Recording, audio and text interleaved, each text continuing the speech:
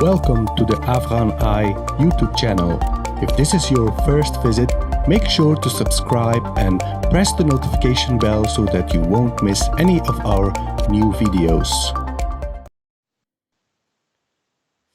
Assalamu alaikum. Welcome to another AFGHANEYE Live. I'm your host Sangar Paykhar. And I'm Ahmed-Waleed Kakar. Today we will discuss recent developments in Afghanistan. As you may have heard, many provincial capitals are under attack by the Taliban.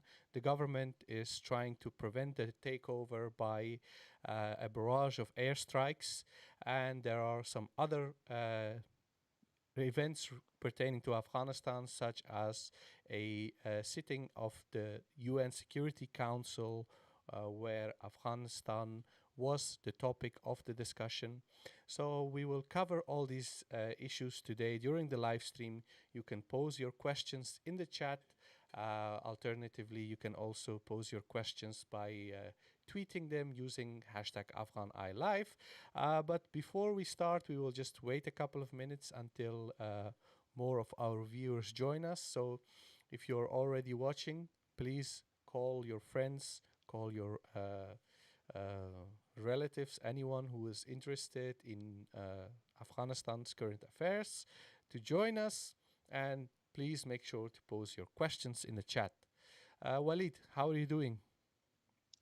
Yeah, Alhamdulillah, I'm not bad. I'm just tweeting out the link to the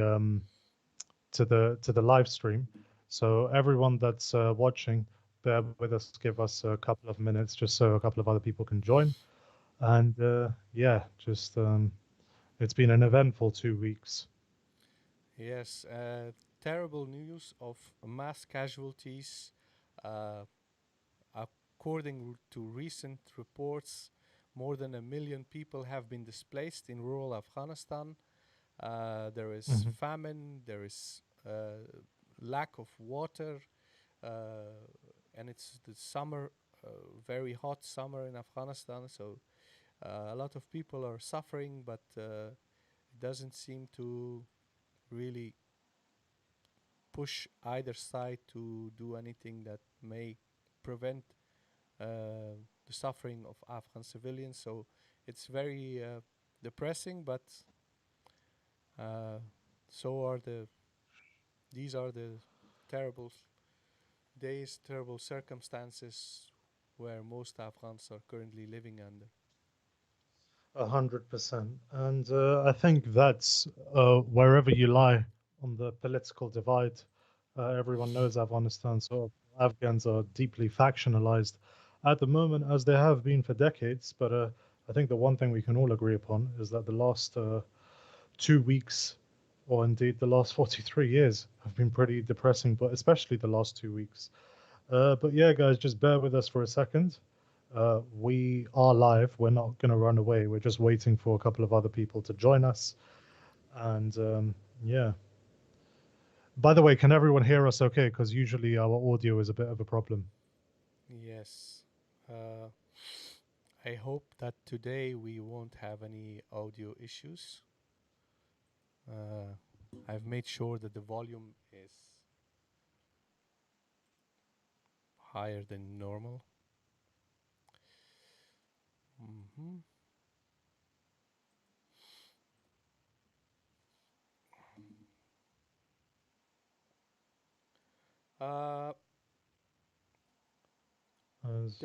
You discussed the recent video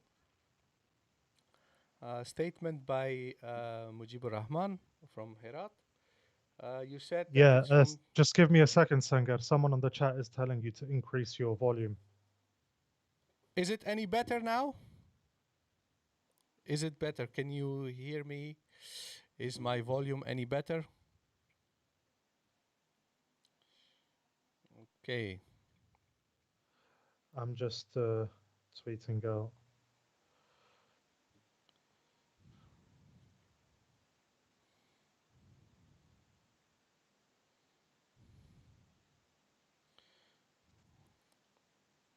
Better? Okay. Jesus in Islam says that the volume is better. Alhamdulillah. Okay, so let me tweet this.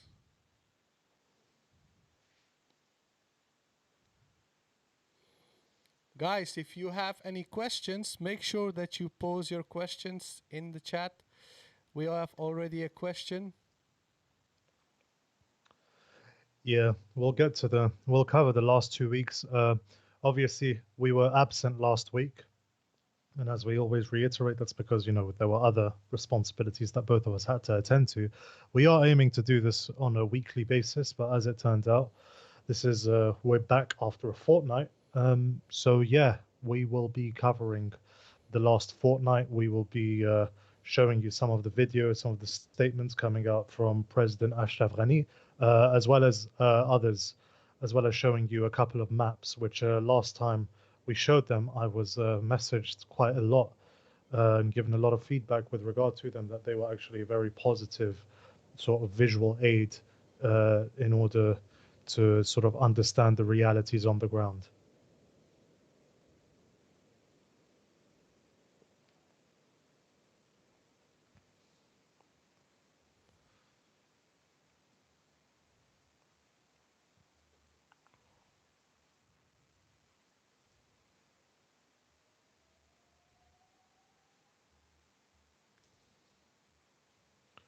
Man, Sangar, my Twitter is going nuts because I tweeted a couple of controversial things earlier.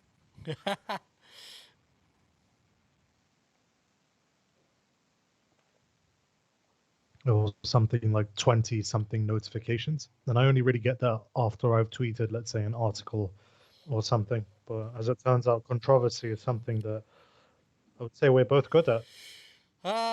You can try to be controversial just for uh, being controversial, or you can Hmm. try to say the things that aren't being said or things that should be said, Exactly. unpopular opinions and unpopular views, and both of them sort of evoke similar reactions. Uh, Indeed. uh, Indeed. yes, so I think we've got a couple of people watching us now. We've yeah. tweeted out the links. So, salam alaikum, guys. We are back. This is an Afghan Eye live stream. This is something that we're aiming to do every week. The last live stream we did was 2 weeks ago, a fortnight ago on Sunday. We weren't able to do that because we're freelancers, we have other responsibilities. But we're back now. And as it turns out, the last 2 weeks have been very eventful. And usually, when things are eventful in Afghanistan, that isn't really a positive thing. Um, if I'm honest with you, Sankar, like the last couple of days, especially looking at what's going on in Lashkargah, especially today in Kunduz, like I have been depressed. And once again, Afghans, we're factionalized people. I'm sure that's a sentiment that a lot of Afghans can get behind. That the last 2 weeks have been depressing because it's been civilians that have been paying the overwhelming majority of the price of the latest flare up in violence. So, what happened was that, as we've mentioned in our previous live streams, violence in Afghanistan has surged since May. Now, why May? Because May was the original deadline for the withdrawal, excuse me, of US troops. President Biden unilaterally, it seems, extended that deadline. And by extending that deadline, essentially invited a wave of Taliban attacks or offensive or escalation in hostilities, however you want to term it, based on obviously where you are on the political spectrum. And that initially was violence. And then we started to see mass surrender of government forces to the Taliban. And those forces were sort of treated well. The Taliban, generally speaking, incentivize those surrenders by promising safe passage to withdrawing or retreating troops, offering pardons, this, that, the other. Now, in doing so, the Taliban concentrated on strategically located districts in the sense that these were districts that were located or close to major cities. So, for example, Kandahar, Herat, in and around Paktia, we showed a couple of maps in one of the earlier live streams showing the situation there. And it also featured the capture of border crossings. Islam Kala by Iran, Torhonday, I believe, by Turkmenistan, Sher Khan Bandar by Tajikistan, um, and Spin Boldak on the Durand line, obviously on the other side being Pakistan. Now, after the capturing of those districts, we've now started to see fighting in and around major urban centers. So there's a map that's I created, by the way. I'm not going to take too much credit for it, but I think I did a pretty good job. So essentially, what we've got that is the map in Afghanistan, right? And what we're now at the stage where about 2 weeks ago, the Taliban were at the gates of Kandahar.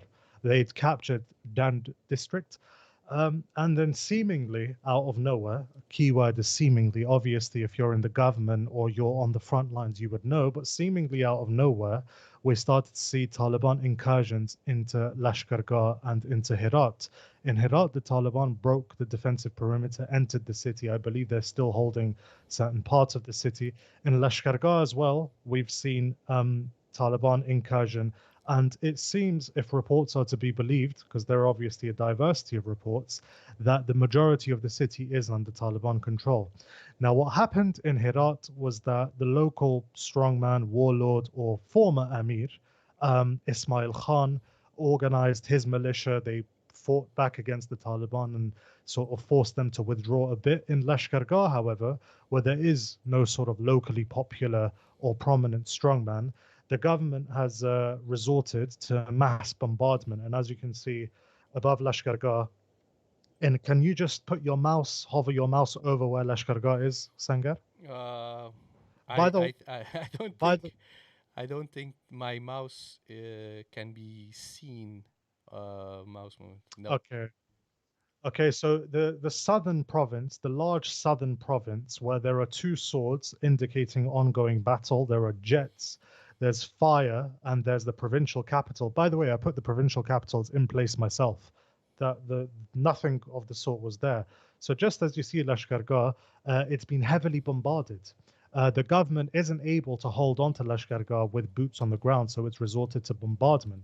And in Herat, as I mentioned, the local strongman Ismail Khan, his militia, uh, beat back the Taliban incursion into the city. And now, if there's sort of a stalemate there. Now, Sangar, what do you have to say about that? I think something that you have alluded to earlier is that it seems that these sporadic attacks on various fronts is maybe a strategy to outstretch the government forces because, as we've seen in Lashkargah, the government is relying on airstrikes and on special forces.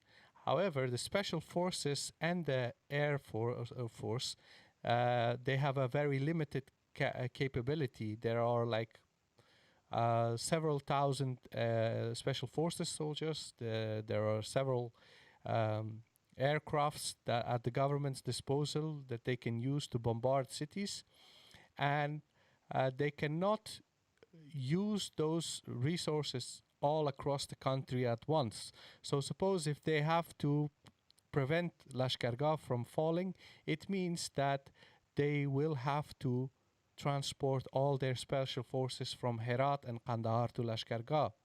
And similarly, if another city, another part of the country is being attacked, then they have to fly over to that particular part of the country and then start bombarding and deploying special forces. So this puts a lot of pressure on the regime in Afghanistan, and they are being outstretched. And what I have gathered so far, it seems that that is the strategy that the Taliban are pursuing, which is why you see now that in the northern provinces there are some developments and Nimroz has fallen. So, yeah, that's my personal observation so far.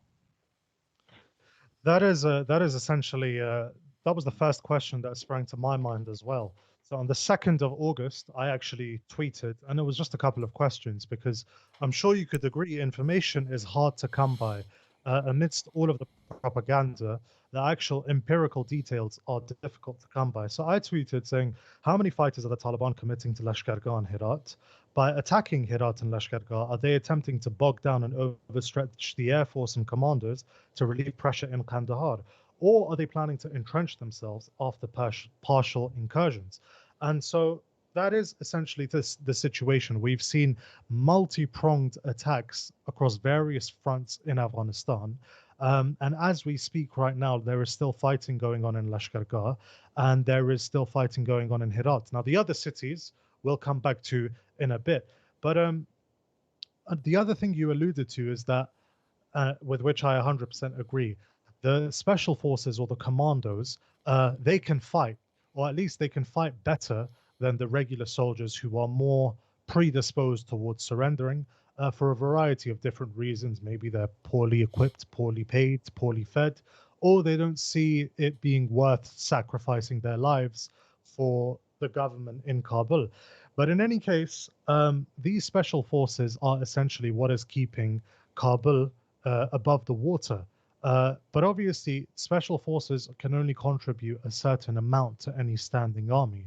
They're not supposed to be the standing army. It's not like Nazi Germany with the Wehrmacht and the SS numbering almost as much as the actual army. And so, by attacking multiple cities at one point, knowing that the government is weak, knowing that the government's military capacity is severely limited, what the Taliban are doing is essentially forcing the government to airdrop commandos and special forces across different cities, obviously because the roads are blocked.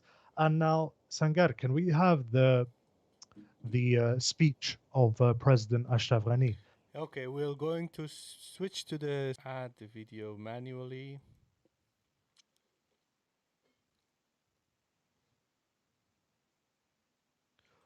Let's do it this way, Okay, it's Sangat. coming, it's coming, it's coming. No. I'm just saying after like every 20 seconds, because I believe the speech is in Dari. After like every 20 seconds, we'll just take pause and translate it. Yes. All right. Okay. Okay. Here we go. نقطه اولی است که طالب امروز طالب 24 سال پیش نیست. تعلیم دیده است، تجهیز شده است و از همه قدم مهمتر نقطه دومش یا سوق اداره منظم داره. مسئله دوم اولویت بندی است. Okay. Yes, we can't hear it, but our audience can. Okay. Yes, I cannot see. Yeah, I don't know how to add the volume of the video to our main audio. Can you try starting it again? Maybe it's because I've muted the YouTube video. No. That's not the case. When you play a video as a source here, I cannot make sure that you can also hear the same source. Okay, I see. Okay, well, the viewers can now obviously listen to it, but essentially what's being said in the video, I believe, is that the Taliban of today are not the Taliban of 24 Sal Qabl, I think, Yes. 24 years ago. Talim Dida. I'm memorizing it off the top of my head, Talim Dida. So they're educated. Yes. They're educated, they're well supplied. Yes. And most important of all of these, they have a coordinated, organized administration. What does he say after that? He also said in the same speech that they are non-Muslims, so he basically takfir them, and then he switched over to okay. So متن به تفصیل نمیرم از خاطر که بر شما معلوم است وزارت محترم دفاع در 6 ماه آینده باید اولویت بندی کنه. در هر جای همزمان بودن امنیت و این ضرورت واضح است اگر در 6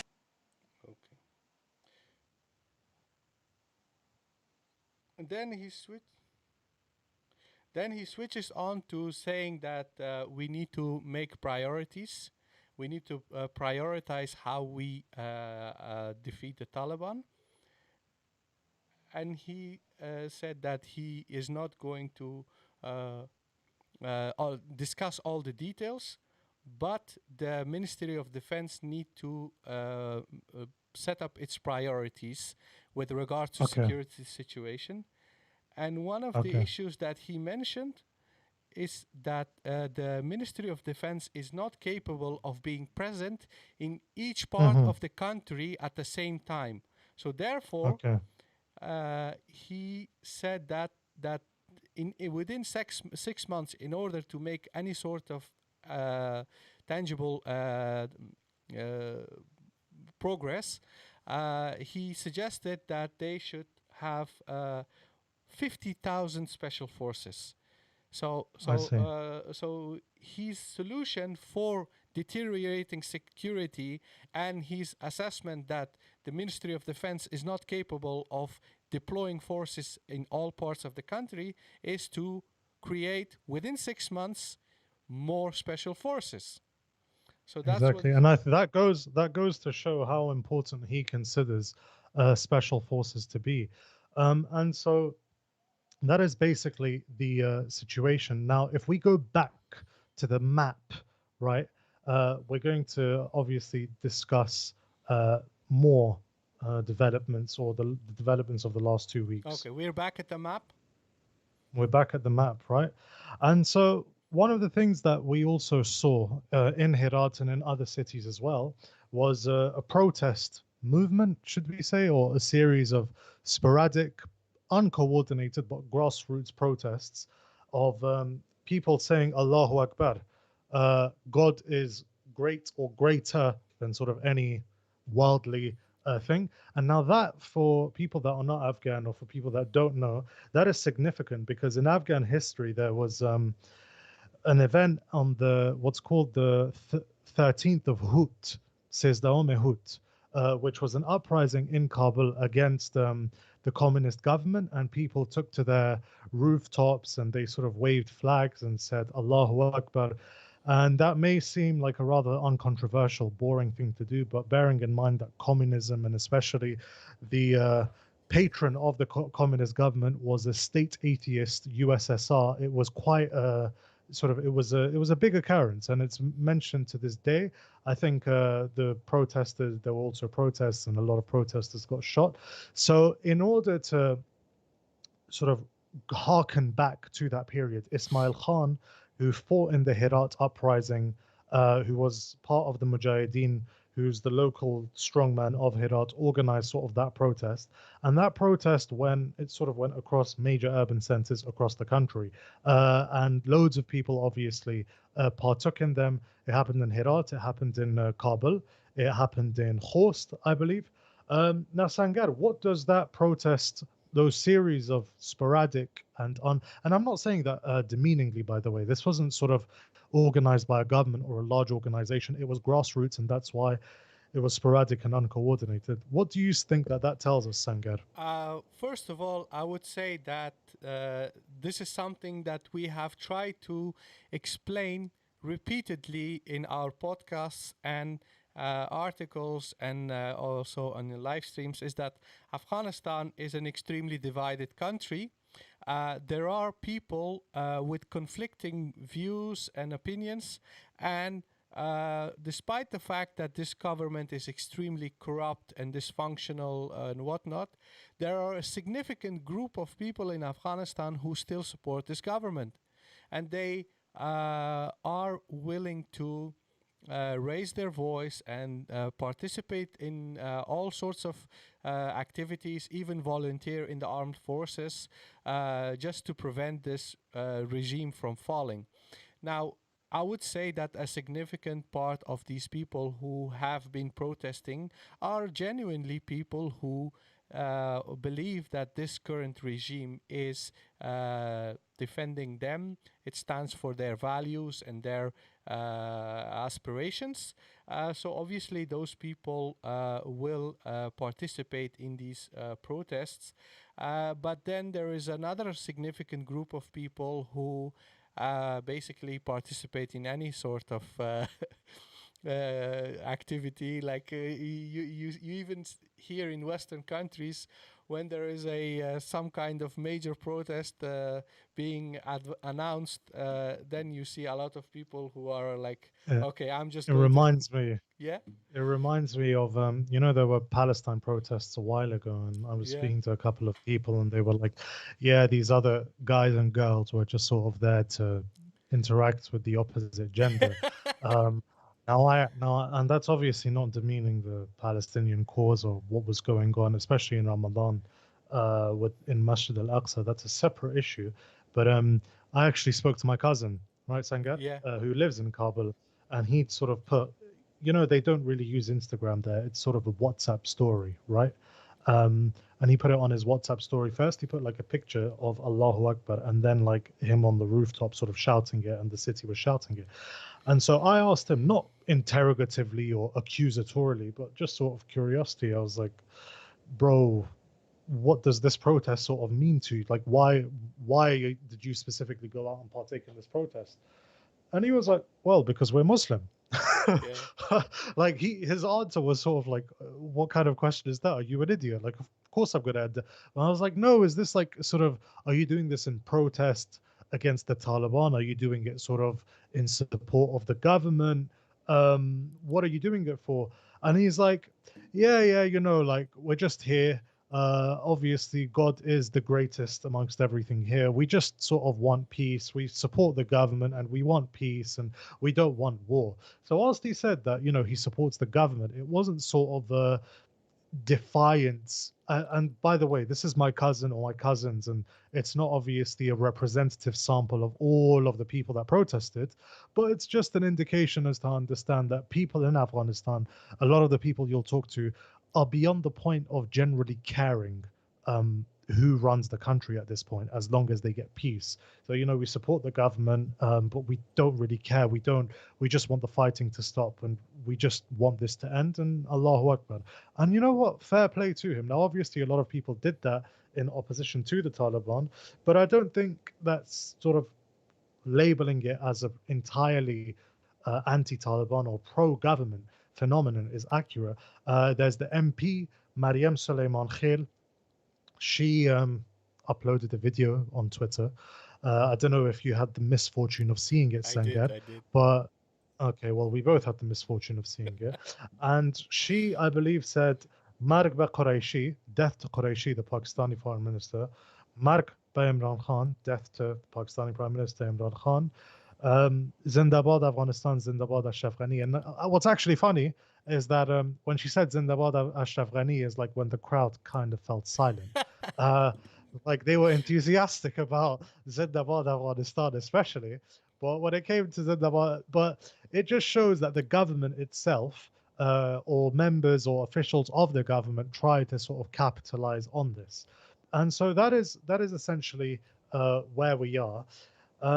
What do you like? How would you interpret it, Sanket? Would you agree with me in saying that the government basically tried to capitalize on what was a grassroots kind of I movement I would say activity? that the thing is that a lot of activism in Afghanistan is engineered, and that's because the article we published about uh, Keith Lemke, the advisor to Afghan Ministry of Defense and the NDS, the American, who basically explained in his own podcast that the media, everything is controlled by the government and the Americans in Afghanistan. They have a lot of influence in the information that reaches the people in Afghanistan. Okay, there is no such Hmm. thing as a free, independent media in Afghanistan. So they can engineer all sorts of activism, etc., by promoting certain ideas in the media, on radio, television, social media. They have like many social media pages in Afghanistan that are run basically by pro-government people. So Mhm. a lot of these movements are engineered. They are not grassroots movements and sporadic initiatives. Like, for instance, the whole Allahu Akbar chanting thing is that people behind warlord Ismail Khan, they came up with this idea and told people start chanting Allahu Akbar. Okay, And it has a historical significance to exactly, it because it exactly. happened during the Soviet period. Yeah. Even in Kabul, they chanted Allahu Akbar when the communists were about to take over Mhm. 43 years ago. So it has a historic significance, it has a religious significance. So it's not something that is totally alien like what the communists used to do. Hoorah! Hoorah! So it's something that is part of our culture, tradition, and values. But the way how it is promoted and how it is being like made sort of a thing is engineered. There are spin doctors and people tied to the government who are behind this, and the media organizations. They cooperate with the government in doing so, Of course. and I think that the fact that people voluntarily participate in such events, even though this whole campaign was sort of engineered, the fact that certain people voluntarily participate in such events, it it is enough of an indication to say that these people stand with the government. So that's why Mhm. I would say, despite the fact that it is a, yeah, it's not a grassroots Yeah. activism thing, it still has some significance. Currency amongst Exactly. the lowest levels of society. Yes, Yeah. and that's why we should respect the fact that people have Yeah. participated in this campaign. However, I seriously question the mental health of those people who are saying uh, death to Pakistan, okay? Because we are at war with ourselves in Afghanistan. We are currently uh, failing to reach any sort of peace and compromise. And by wishing death and destruction upon Pakistan, it's like, okay, if you want to go to war with Pakistan, well, go ahead. Why aren't you going to Mhm. war with Pakistan? Just take your soldiers over the border, attack Pakistan.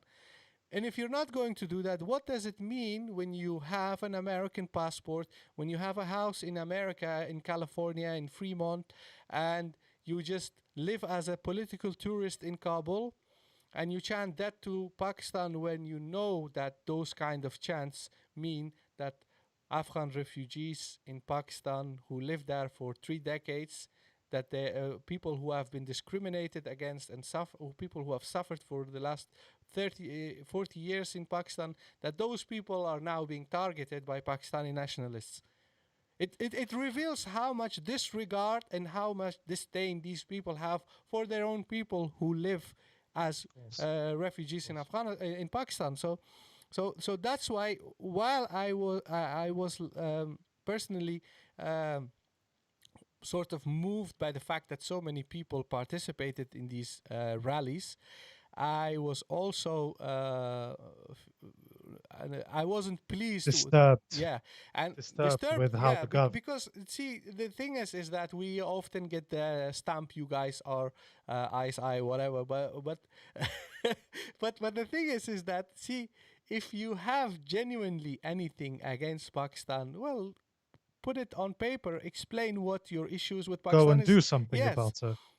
do something about it. But just going about and rallying and chanting that Pakistan, it's just pathetic. It makes us as a nation look like fools, and that's why I I think, mean, I would say that is exactly what this government has done for the last yes, 20 years.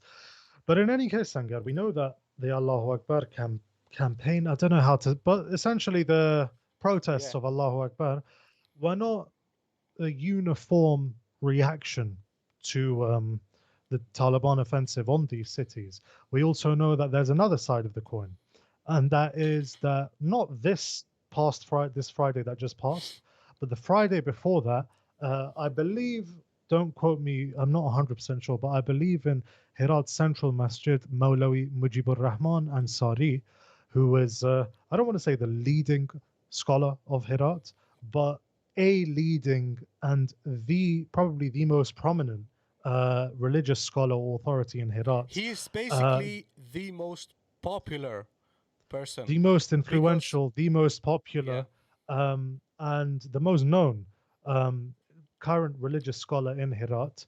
And he commands massive respect because of the surname Ansari, which means that he's actually the descendant of Khwaja Abdullah Ansari, who is a popular saint who is buried in Herat, and a descendant of the Prophet ﷺ's companion, Ayyub al-Ansari, who I believe is buried in Istanbul. Now, Sangar, could you play the couple of minutes of his khutbah? Yeah. What I'm going to do is I'm going to request you to mute the chat here, and I'm going to play it on YouTube, and I'm going to request you to pause so I can translate as we go along. Okay? Yes. All right. Okay. So, what? So you mute yourself. I'll just tell you to pause when and if appropriate, okay. and I'll view it on YouTube with the rest of our viewers. One second. نقطه اولی است که در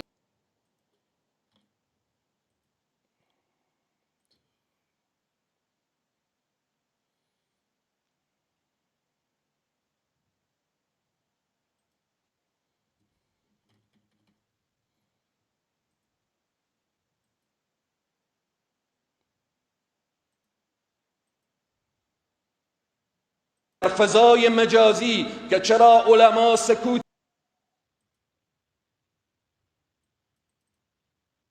در فضای مجازی که چرا علما سکوتن، چرا علما نقش ندارن، چرا علما و بالآخر تصمیم نمیگیرن، از این بیشتر علما چه؟ Okay, so those were the first 10 seconds.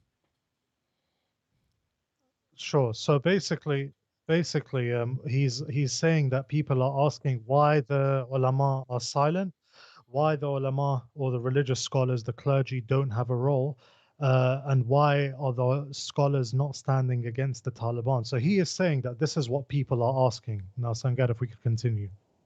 کار کنن، جمع رفتن، هم نمایندگان امارت اسلامی را دیدن، هم امیر محمد اسماعیل خان را دیدن و هم نماینده این حکومت فرسوده را دیدن. So those were the next 10 seconds. Sure. So what he's saying is that what more should the ulama do? They went and they spoke to Ismail Khan. They went and they spoke to the representatives of the Islamic Emirate, i.e. the Taliban, and they went and they spoke to the current representative of this corrupt government. What more should the ulama do? If we could از این بیشتر ایثار و قربانی علما چه کار باید کرد؟ سوال دیگر را میگویم، بعضی از سکولارها و انسانهایی که بالآخر عقیده ضعیف دارن یا درک و فهمشان کم است، این را مطرح میکنن چرا علما. Okay, the next 10 seconds. Okay, so he's saying that there are people who they are either secularists or their level of understanding or their level of religious faith is weak, and they ask the following question. ما علیه طالبان استادگی نمی کنن، چرا در مقابل طالبان استاده نمی شوند؟ برای تو کسی که این سوال در ذهن تو هست، خوب گوش کن که برایت می گویم، علما در مقابل طالب. Okay, so he's saying that to the people that ask this question about why the people are asking the question, why don't the ulama, the religious scholars or clergy stand against the Taliban? Why don't they take a stand against the Taliban? For the person who has this question in their mind, listen to me very carefully, listen to what I'm going to say very, very carefully. And what he says is the following. استاده شون از کی حمایت کنن؟ علما در مقابل طالب استاده شون از همین نظام فاسد که غیر از دین دیگه هر چیزی داخل این نظام هست، از همین نظام فرسوده، از همین دست نشانده یهود و نصارا حمایت بکنن. فضای مجازی That was exactly a minute and a half. So he's saying that if the ulama were to stand against the Taliban, who should they defend? Should they defend this corrupt, immoral regime? Should they stand and defend this regime that has every sort of, and he implies degeneracy, but everything is in this regime except the religion? Should the ulama stand against the Taliban and defend such a regime? And so this is very telling because, as we've discussed, this guy is the most prominent scholar in Herat, the most known, the most influential. He's a descendant of a very popular saint that is venerated across Herat. If you know Herat, you know that the people there are very, they believe in concepts like sainthood. Khwaja Abdullah Ansari's shrine is frequently visited. It's almost a tourist attraction in Herat. And he's basically saying that assuming that I and others were to stand against the Taliban, would we really do so to defend this government? And it's also telling because he's saying that he and other ulama went and they spoke to Ismail Khan, who's currently fighting against the Taliban in Herat. They went and they spoke to the Taliban themselves, and they went and they spoke to the current governor that Kabul has appointed to Herat, essentially to tell them to make peace and to stop. And according to an article yesterday from Nentake Asya, which is a Pashto sort of website, newspaper, whatever, they basically reported that Ismail Khan is saying that the clergy of Herat have essentially told him that they don't defend him and to surrender the city to the Taliban, to basically abandon the defense of the city against the Taliban. So that is essentially sort of the dynamic in Afghanistan. Whilst we have sort of local, popular grassroots level acts of support for the government or defiance against the Taliban, we also have very influential figures. And in Afghanistan, as we always sort of have reiterated in this podcast, it's a very deeply religious country. The clergy, scholars, tribal elders play a very large role. And you have influential figures like this who are standing on the pulpit of the mosque, delivering speeches like this, saying, why should we stand against the Taliban to defend this regime? Yes. And this is also one of the major... Yeah? Can you hear me? Yeah. Yeah, this is also one of the major issues that is being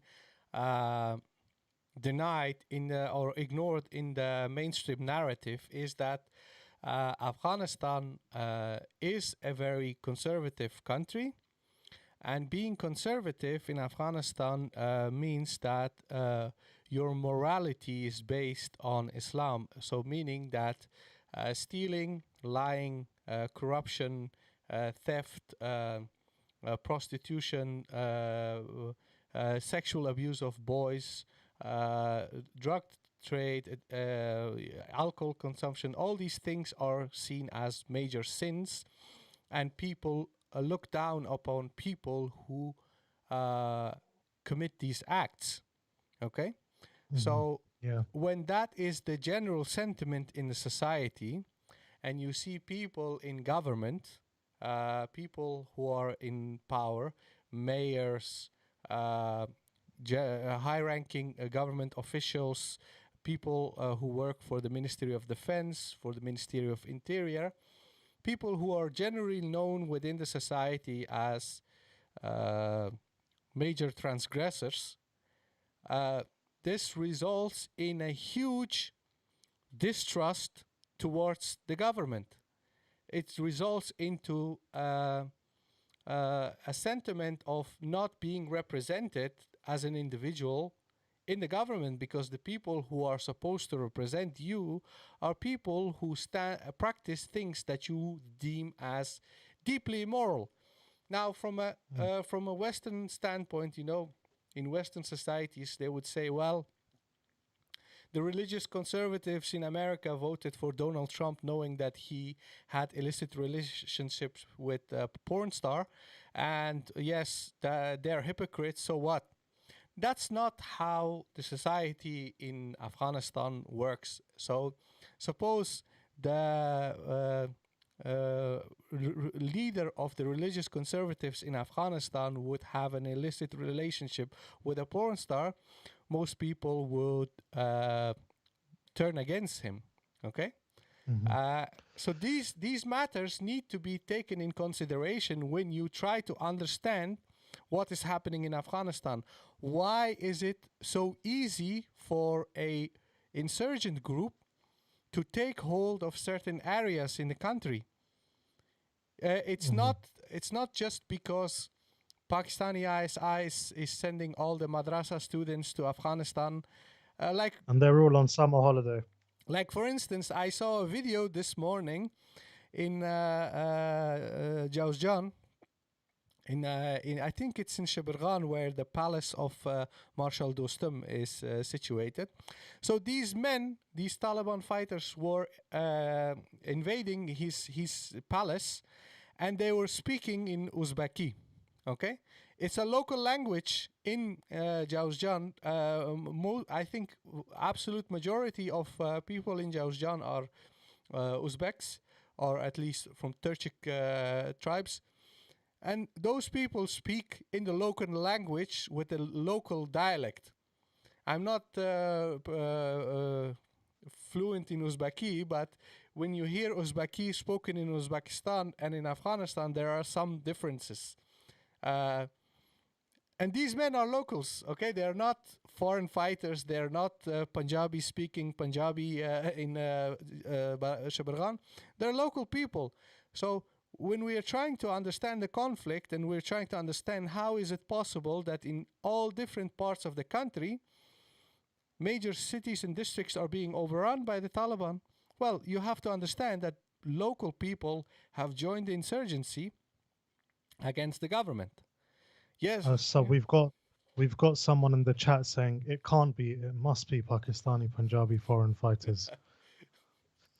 But in any case, speaking of different parts of the country, may I ask you to once again bring up the map? Here we go. Yes, the map is on. Sure. So moving forward anyway, so we've covered essentially the beginning of the last 2 weeks. We're now going to go to the second part. So if we look at the map, guys, right, there's the key there. So the circle indicates a total or partial siege. The hazard sign indicates danger of a siege or an attack.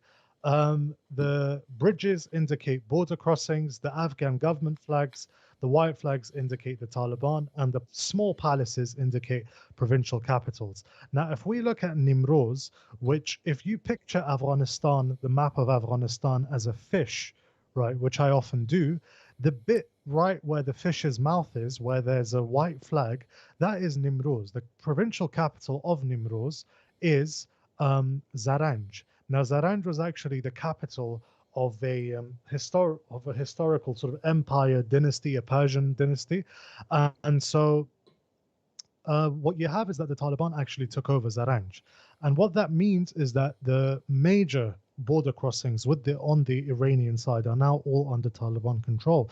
Now, Zaranj, we mentioned earlier that the Taliban initially captured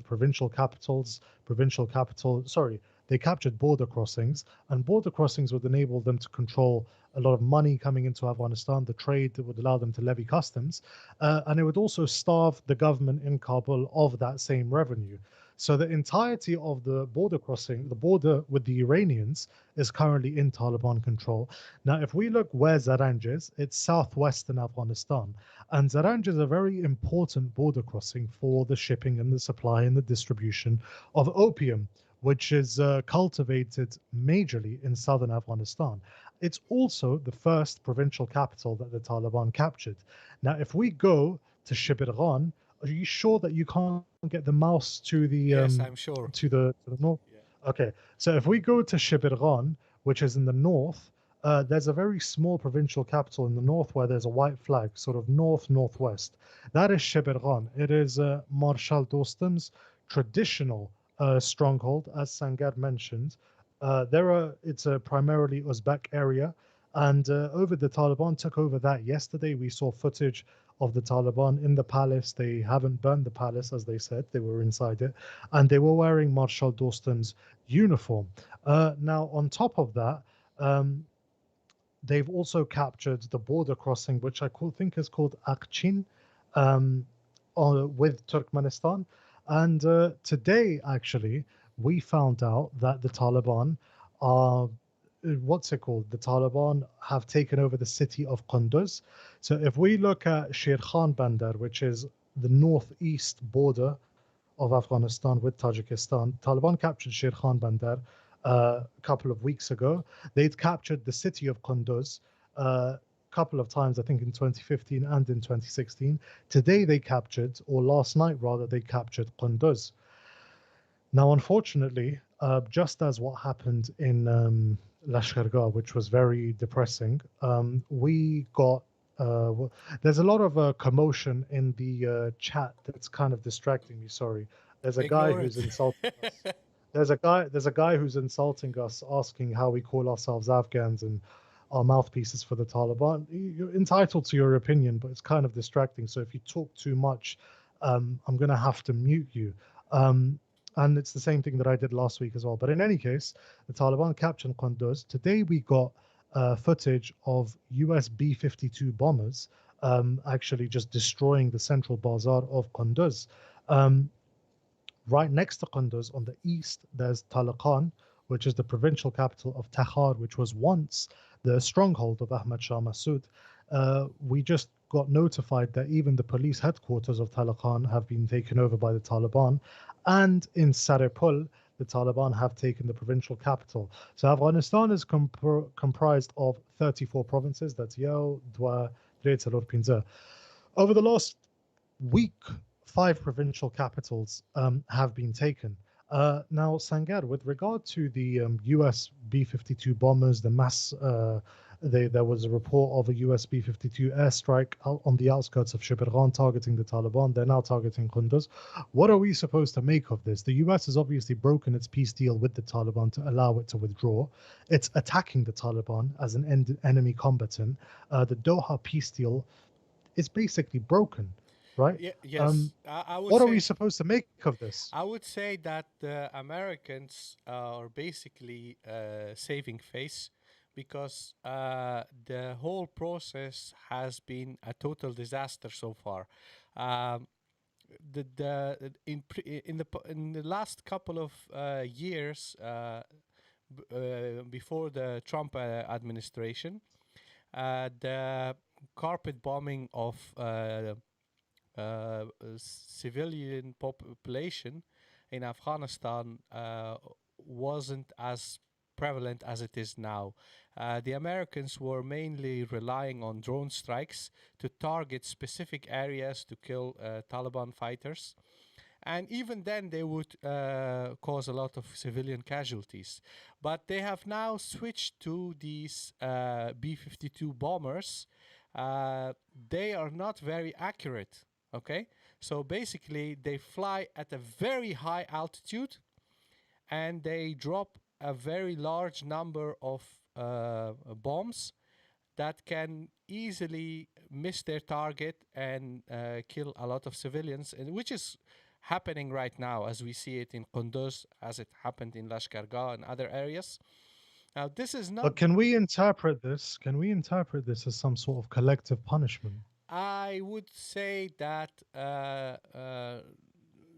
for the last 2-3 days, I tried to understand what are they trying to achieve. Now, I would say that if they kill a lot of civilians in urban areas, this will make the Taliban even more unpopular because the urban population will say, well, because you guys are trying to take over the cities, now we are being massacred. So it's better that you don't venture into the cities, stay away. And the Taliban, obviously, they are not really suffering from these airstrikes because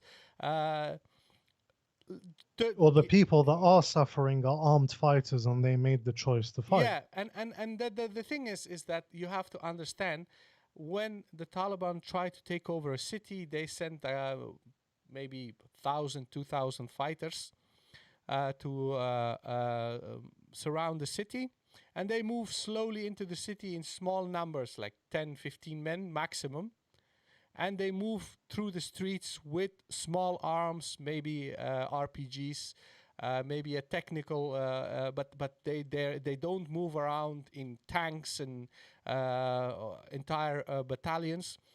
So when you use an airstrike, like when you try to bombard them, you may kill one or two of them in an airstrike, but you will kill 10, 15, maybe 20 civilians.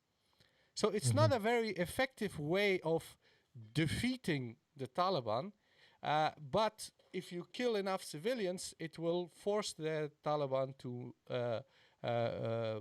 withdraw from the cities. And it's very similar to what happened to Mosul in Iraq when the Americans failed to defeat Daesh.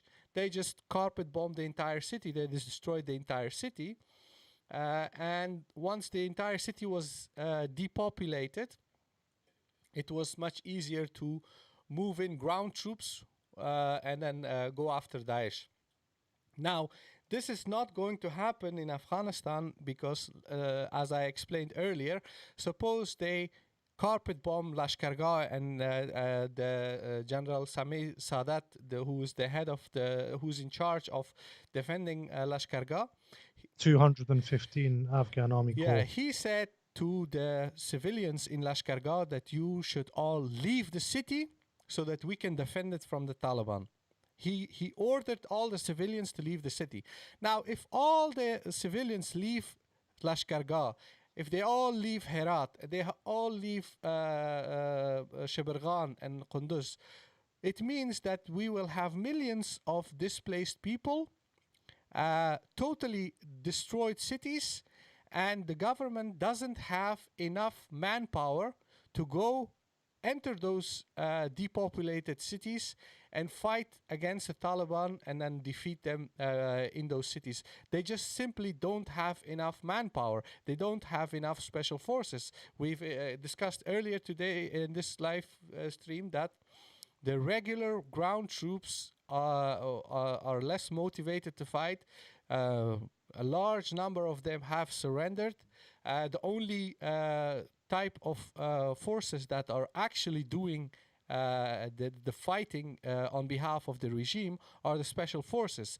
But we don't have 100,000 or 150,000 special forces that could be deployed in all these other cities at the same time. So and even if they were, even assuming that was the case and the cities were defended, the Taliban would just go back into the countryside and rule the countryside. So we're back at square one. Yes, so it's not a very effective strategy. It doesn't make any sense because it doesn't have a desirable outcome for the government. But if you try to rationalize the decision of Biden administration to just send in the B-52s, it begs the question, what are they trying to achieve? Yes, they will kill a lot of civilians. Taliban may potentially retreat back to the countryside and stop attacking cities. But for how long? How long is this situation is going to hold? Will they continue doing this for the next 2 or 3 years? What is the game? What is the next stage? Because that is not clear. There is no clear strategy of how they are going to resolve this issue. Even as Ashraf Ghani said that he is going to make sure that he has 50,000 special forces within 6 months, which I think is highly unlikely to train and prepare special forces within 6 months so that they can be deployed everywhere. It's not realistic. But then again, there is no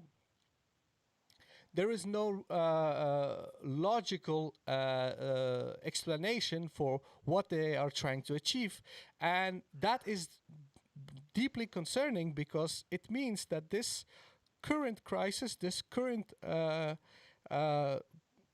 level of violence is not going to subside anytime soon if both sides pursue the same strategies that they have selected for themselves. So that's why I think that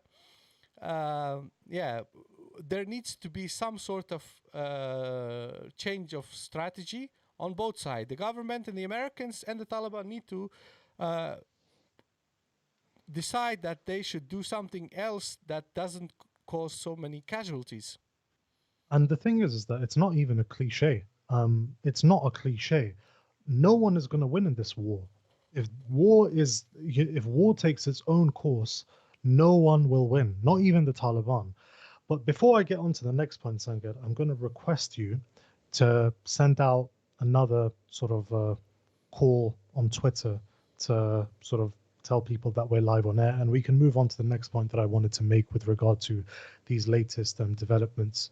Yeah, okay. I'm going to do a tweet.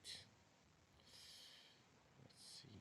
Okay, so our Instagram live chat, sorry, our Instagram, our YouTube live chat is like popping. There's a last time it was a debate between a Pakistani nationalist and I think an Indian, and now there's a debate between anti-Taliban and pro-Taliban people. But yeah. Okay. Man,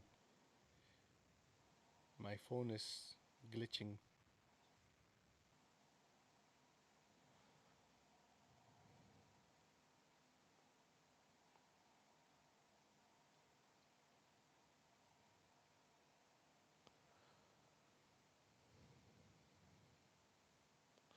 I think we should have a moderator for one of our next live streams, Yes, Sangar.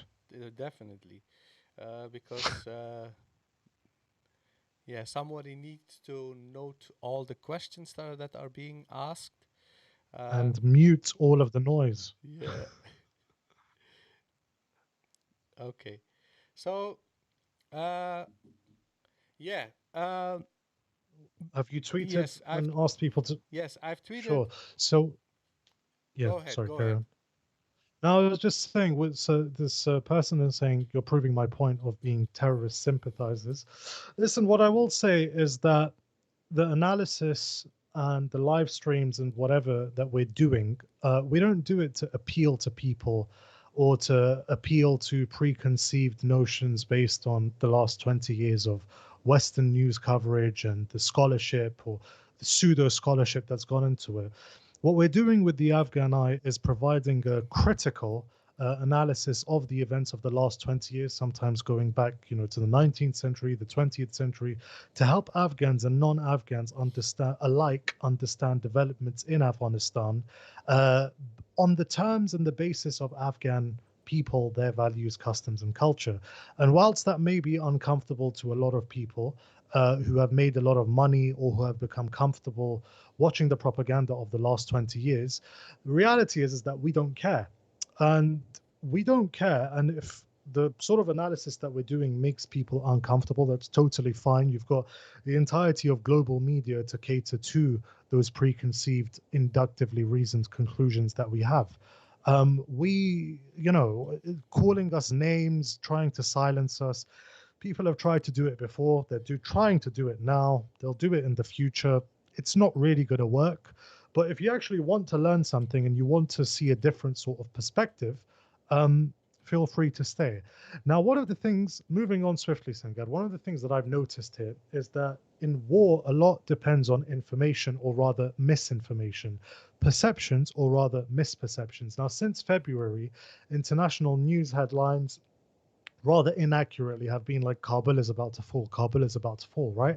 And that is mass hysteria in a sense, because we know, if we look at the map, guys, the provinces in which the Afghan flag is sort of there indisputed are the provinces in which the provincial capitals are not at immediate threat of being overrun or besieged or anything else.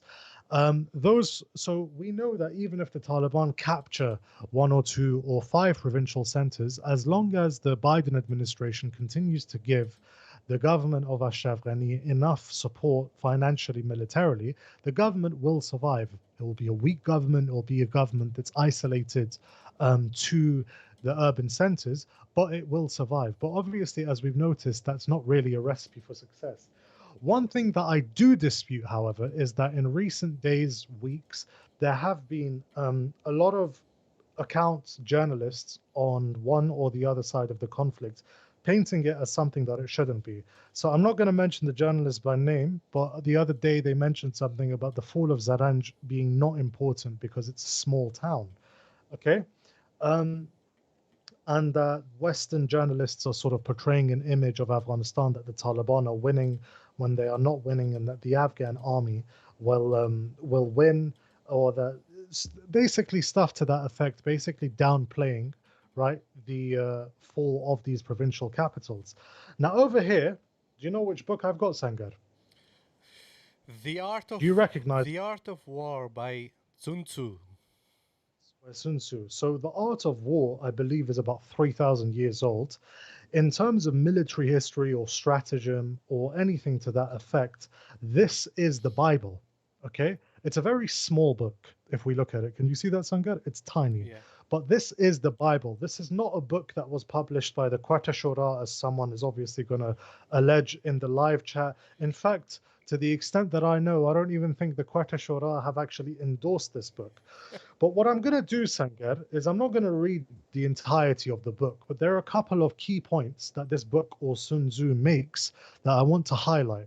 And I'm going to ask you, out of the statements that he's making, which of the two warring parties align more with the advice that's being given? Okay? So let's see where we start. Just give me a second.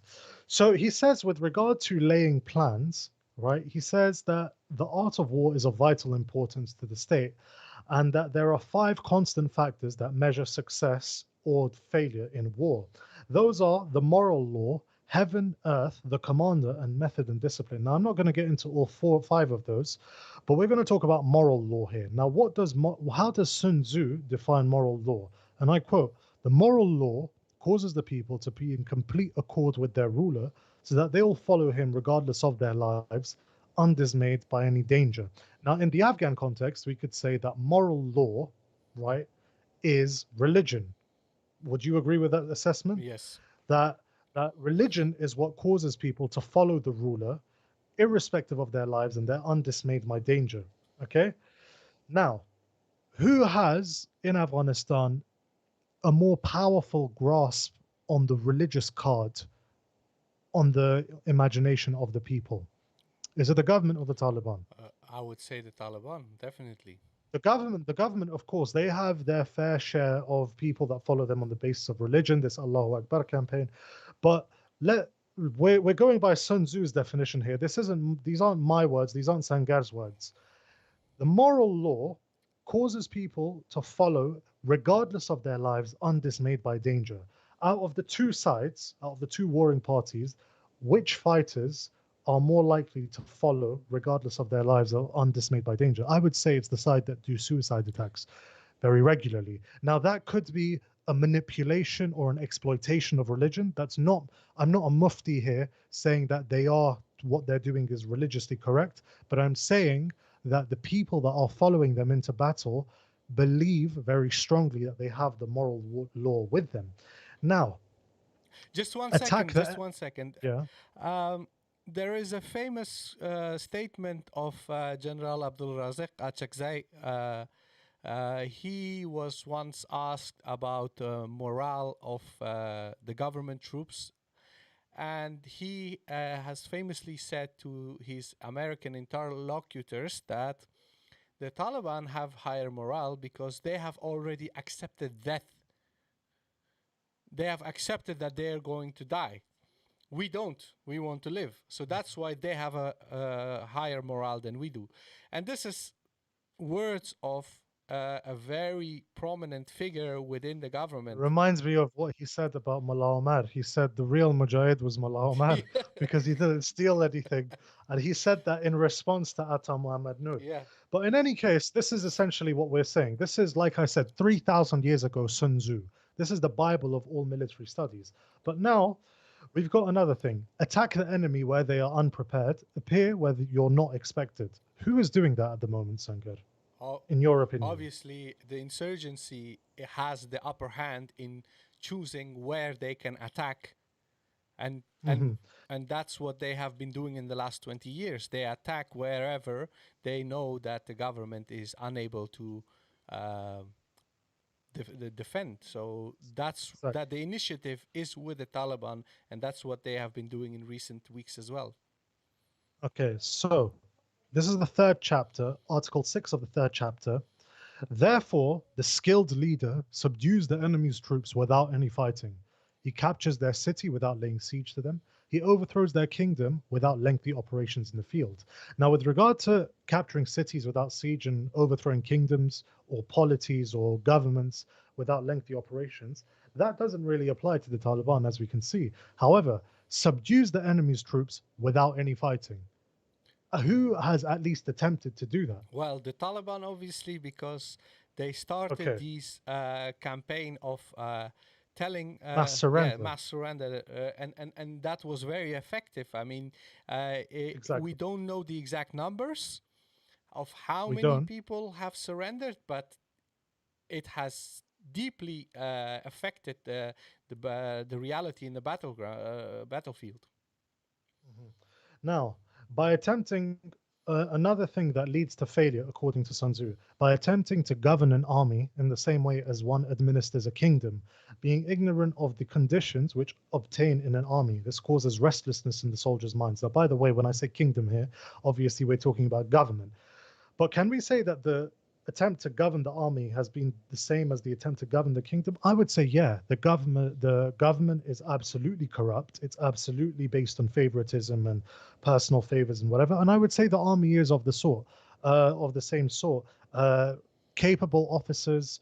There are loads of instances, and I know this because I have relatives in the army, contrary to a lot of people's expectations. I have relatives in the army and the police force. And those of us, I always say this, those of us with family on both sides understand how high the stakes are.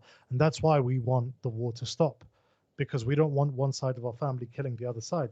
But in governing the army the same way as governing the kingdom, I would say that that is something which the government does more of. Now, another thing, Sangar, I've got your name mixed up with Sun Tzu.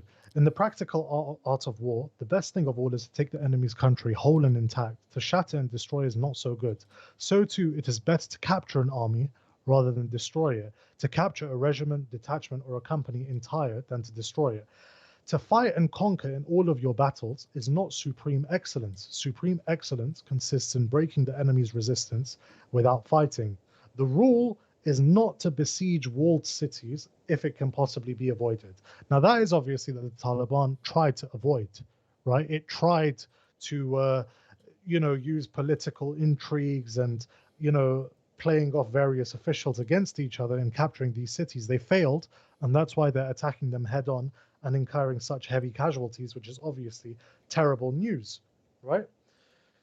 But here's another point, and this is, give me a second. Now, whoever is first in the field, so this is, I believe, chapter 11, right? No, this is chapter 6, sorry, Sangar. Whoever is first in the field and awaits the coming of the enemy will be fresh for the fight. Whoever is second in the field and has to hasten to battle will arrive exhausted. Therefore, the clever combatant imposes his will on the enemy, but does not allow the enemy's will to be imposed on him. Appear at points which the enemy must hasten to defend. March swiftly to points where you're not expected. What Sun Tzu is saying here is that make the fight based on your preferences, right? Don't make the fight contingent on your enemy's preferences. Make your enemy adjust to you and not you adjust to the enemy. You be proactive, make the enemy reactive. Who, Sangar, in this fight is proactive and who is reactive? Again, the Taliban, because they, as I said before, they have the advantage of being an insurgency, and they can initiate any kind of action on their own terms, while the government is only always on the defensive. Mm-hmm. Precisely, precisely. And let me just go over a couple of other.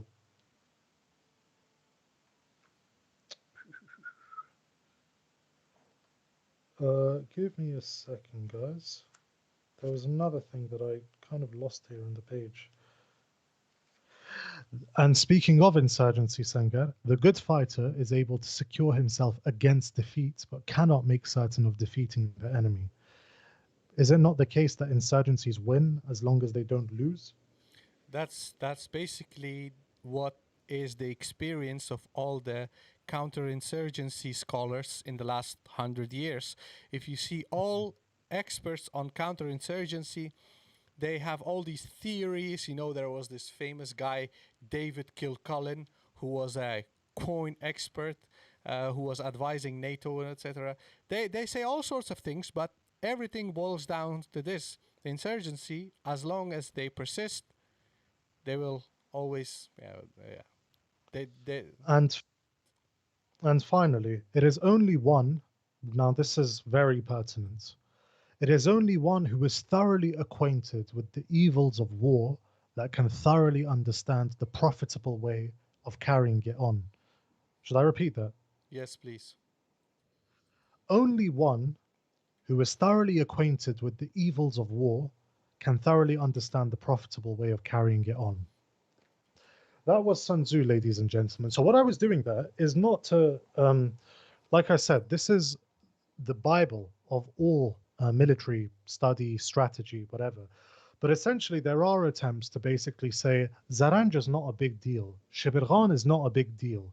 Kunduz is not a big deal as long as the government manages to hold cities like Kandahar, like Kabul, like Herat, the government wins. That is not the case. Secondly, the attempt to hold these cities by sheer air power, and a lot of times American air power, is not in and of itself a long-term strategy because, like Sangar mentioned, okay, let's assume that you manage to defend these cities. What happens next? The Taliban disperse into the countryside. We're back at square one, right? So this isn't really a winning strategy. It's only a strategy to delay a final conclusion that's already been reached. And that conclusion is the following. The Americans couldn't defeat the Taliban. The Taliban need a political settlement in order to gain legitimacy in the event that they come into government, which they dominate. War benefits no one, or it only benefits someone, like Sun Tzu said, that understands a way in which they can make it profitable for themselves. The current developments that have been ongoing for the last 2 weeks have been devastated. We've got hundreds of thousands, if not millions of people displaced. Trade, commerce, everything else is dislocated. We've got threats of famine. We've got tens of thousands of Afghans leaving the country. This is not good news, right? And the Taliban have, quite frankly, they failed to capture these cities without the casualties. Perhaps they were short-sighted and they didn't expect that the Americans would send B-52s after them. We could sort of entertain that thought, but at the same time, now that we know that the death toll is going to be so high, we need to put pressure on both of these sides to say, look, the Taliban don't win. Let's say the Taliban take over all of Kabul. They'll have to destroy countless urban centers in the process, and they'll come into power much in the same way as they did in 1996 over a broken country. The government can't win this fight, just like the Americans couldn't win this fight. And quite frankly, staying in control of a couple of urban areas disconnected from each other, only accessible by air, is not a victory. That's not something that's good for Afghanistan, its people, or its neighbors. These two sides need to cease the hostilities. They need to degrade them to a certain level where they can negotiate with one another. And once again, we can sort of aim for a negotiated settlement. Now, when the Doha Agreement was signed, I wasn't secretive about saying that this is a good thing. And a lot of people were obviously like, look, this is a Taliban victory, whatever. We knew all along that if negotiations fail, the war in Afghanistan would escalate, and it would escalate dramatically in a way that which would be deadly for the majority of the people. People kept saying violence needs to be reduced and whatever, and we kept saying this is the reduction in violence. If things get worse than they are now, if negotiations are abandoned, this is what the result will be. And it's playing out right in front of our eyes. So this is a plea to everyone, even those watching.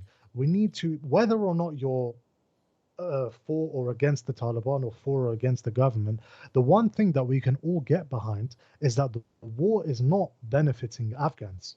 It's not even benefiting the political factions. It's not benefiting their aims or their stated aims or objectives for the future of Afghanistan.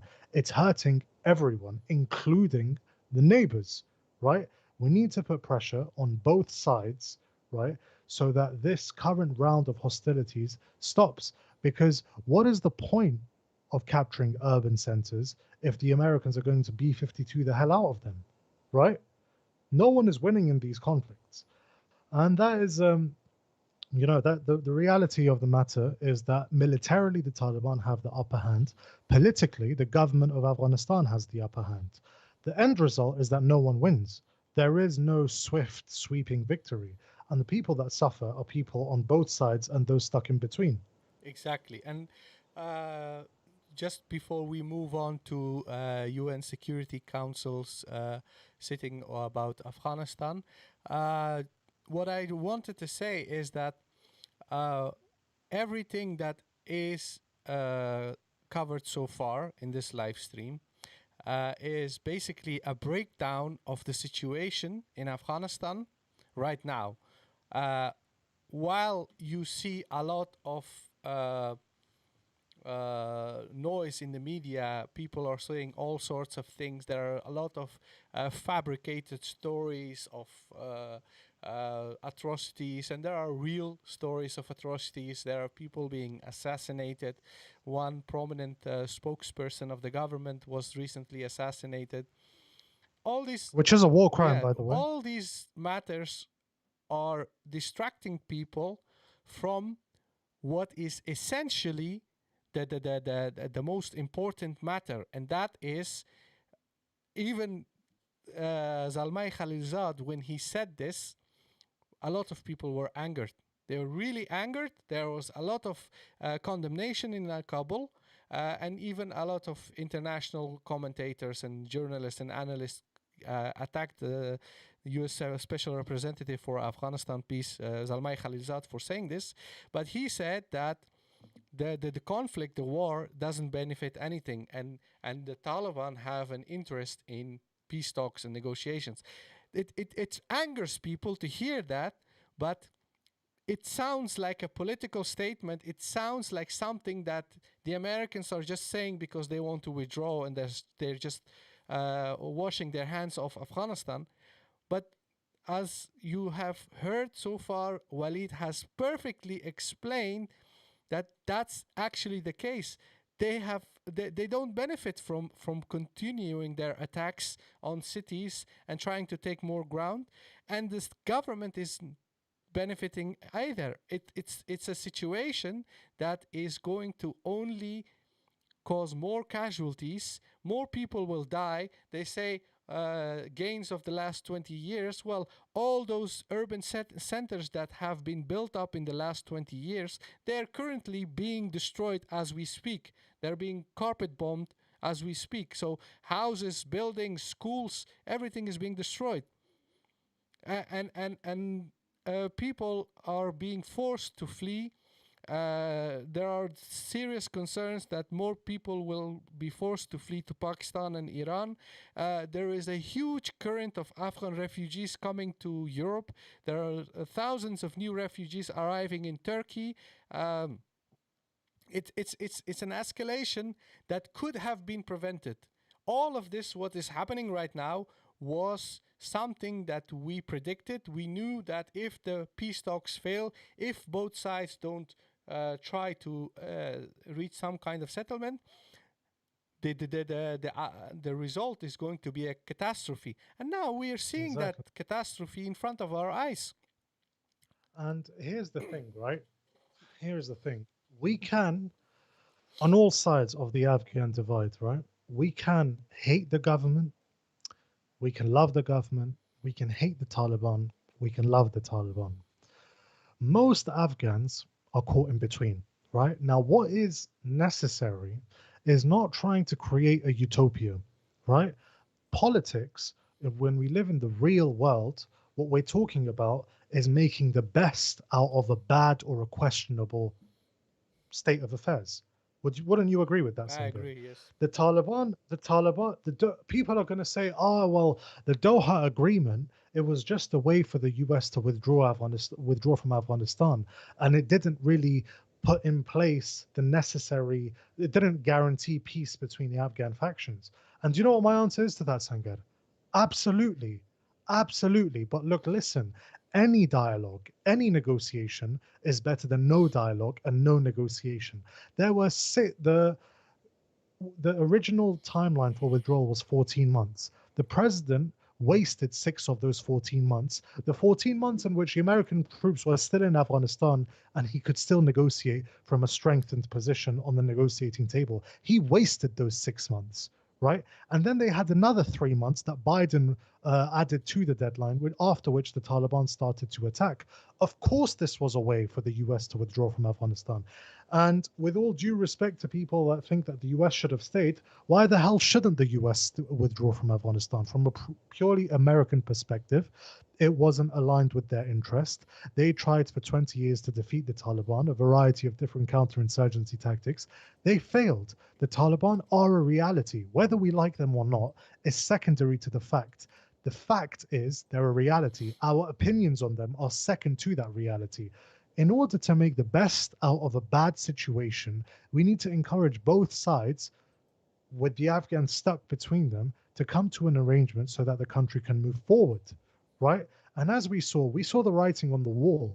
And the writing on the wall was available for everyone to see, for those that weren't blinded by their ideology or by their prejudices. If war continues or escalates unabated, we'll have a mass catastrophe. And that is what we have at the moment. That's why, I don't know if you guys can notice, usually Sangar and I, like, we joke around and stuff, right? We're not really joking around in this live stream because things are terrible. And yeah, that is basically essential. Someone asked me, why do you think the Kabul administration has an upper hand politically? Because they have nothing else except to sit back. That's why I would say the Kabul administration, as the guy has called them, they don't really, politically speaking, they now have the capacity to sit back and claim that they are being victimized, that the Taliban are being aggressive. The Kabul administration has the upper hand on the propaganda field. That's why I believe that they're on the upper hand politically. But militarily, of course, I would say the Taliban have the upper hand. And the political advantage that the Kabul enjoys is obviously something that people can dispute, or that's something that could change. Sangar, would you say we should answer some of the questions before we wrap it up? We should talk about UN Security Council.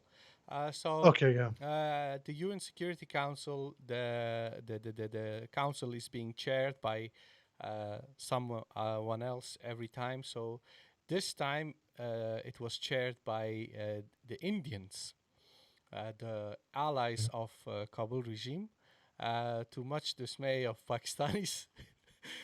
So the thing that we have to contextualize this special sitting where they discussed current situation in Afghanistan.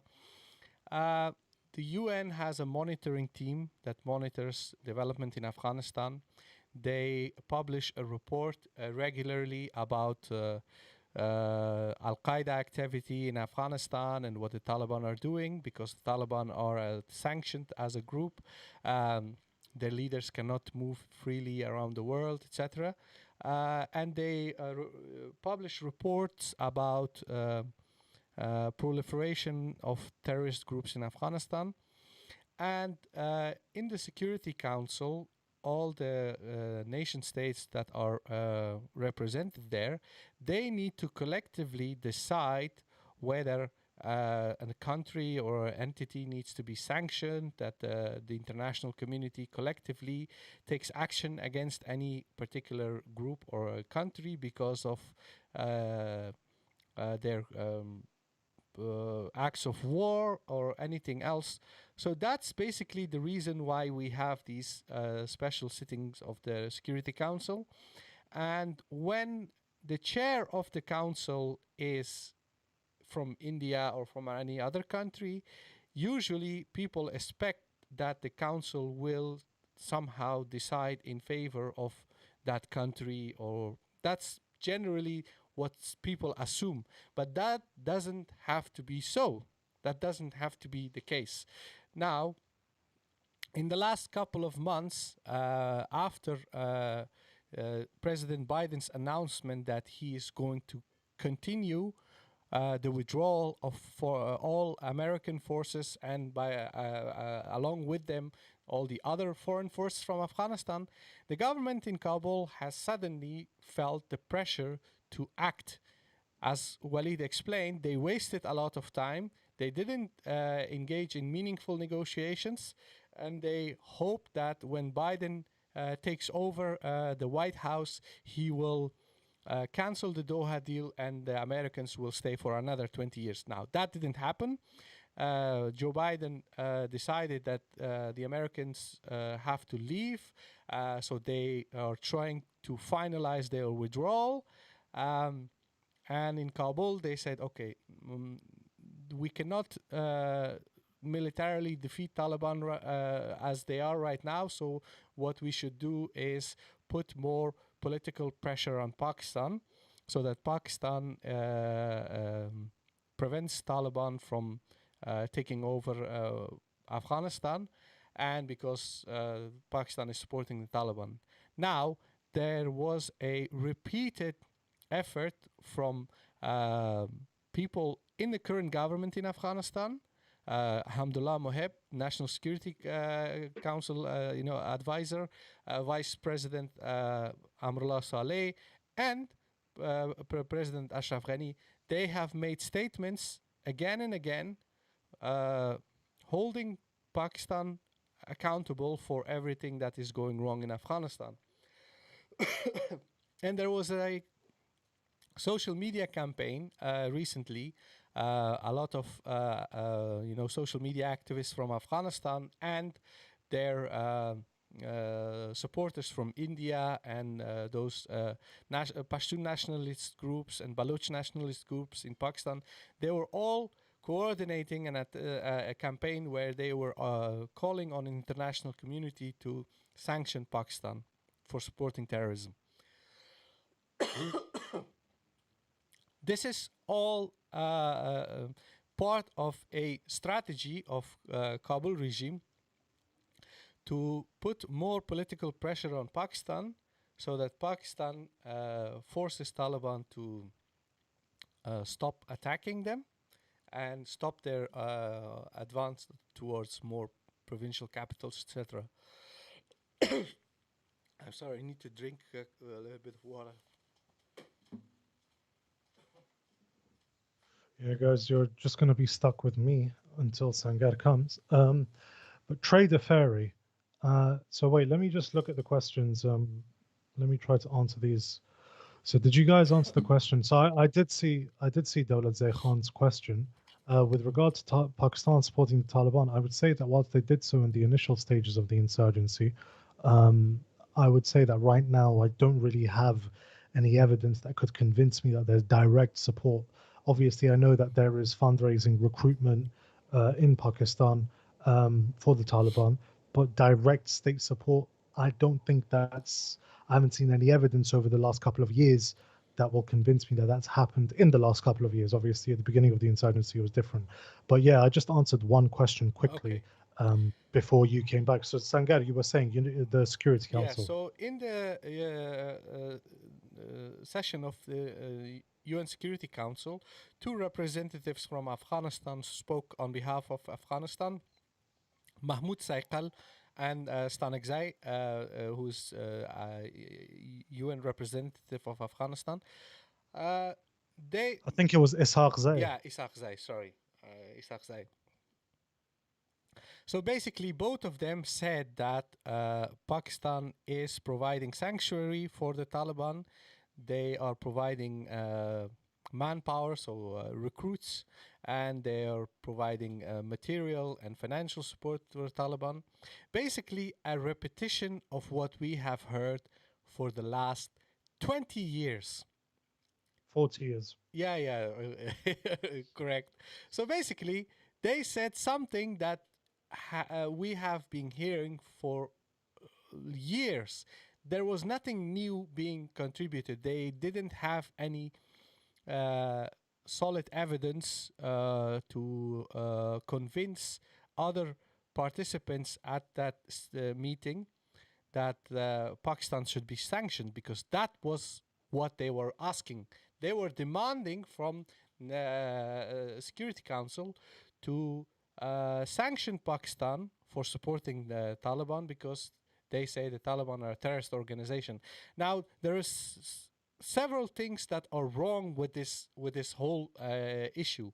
First of all, is that when you say Taliban is supporting terrorism, if that is the case, then it means that the government of Afghanistan, who has a team of negotiators in Doha, who are supposedly negotiating with the Taliban, that team needs to be withdrawn, first of all.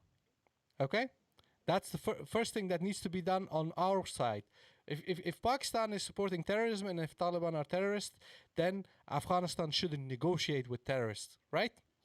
Second of all, is that if the Taliban are being supported by Pakistan, and the main issue of the current regime in Kabul is that, well, we are being forsaken and abandoned by the Americans are leaving Afghanistan, and we are currently in this crisis because they are leaving. So their main issue is the Americans shouldn't have left.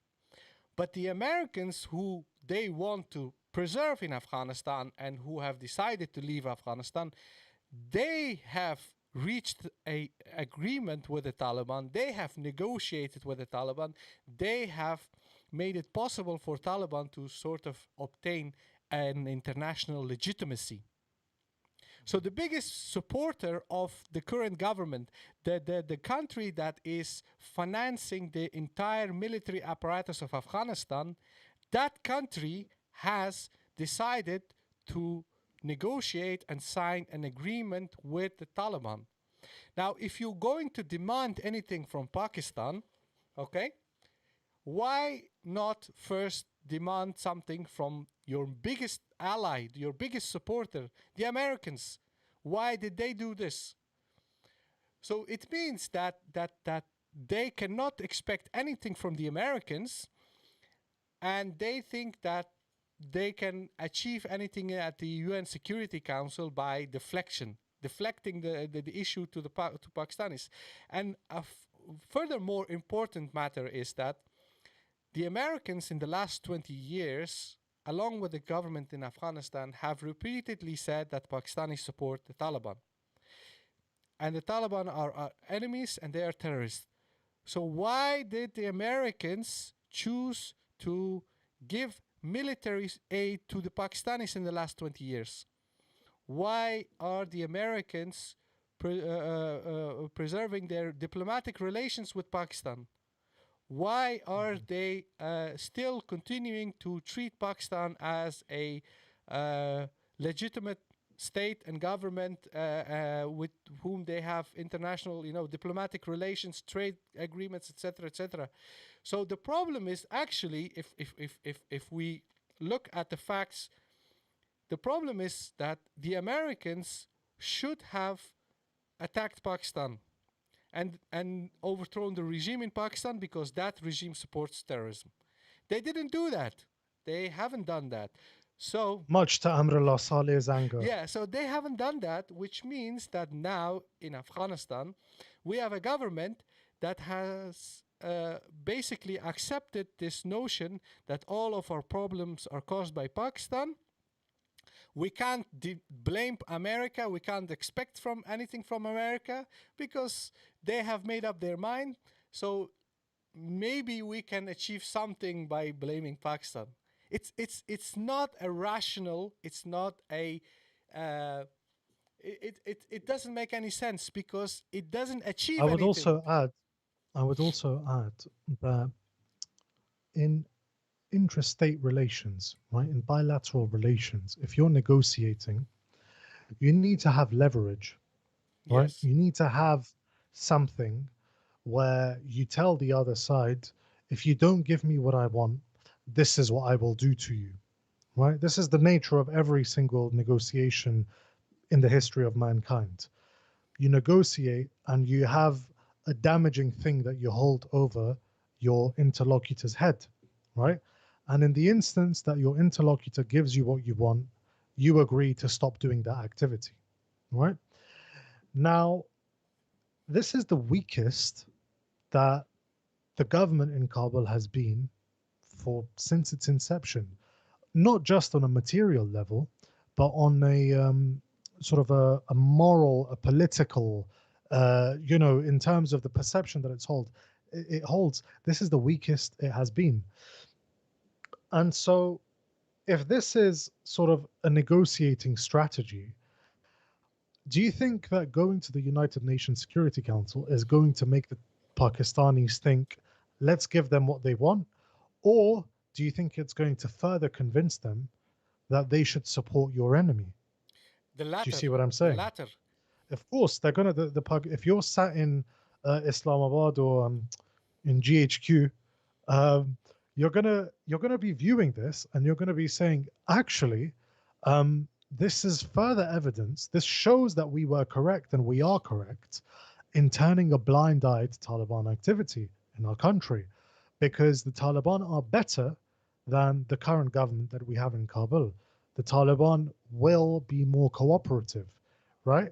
And that is just the way it is. You're not in a level, you're not at a stage in which you can meaningfully obtain from Pakistan concessions or changes in its behavior based on some damage that you may be able to do to them. The Pakistanis managed to survive the post Osama bin Laden killing 2011, 2012. They survived that bit.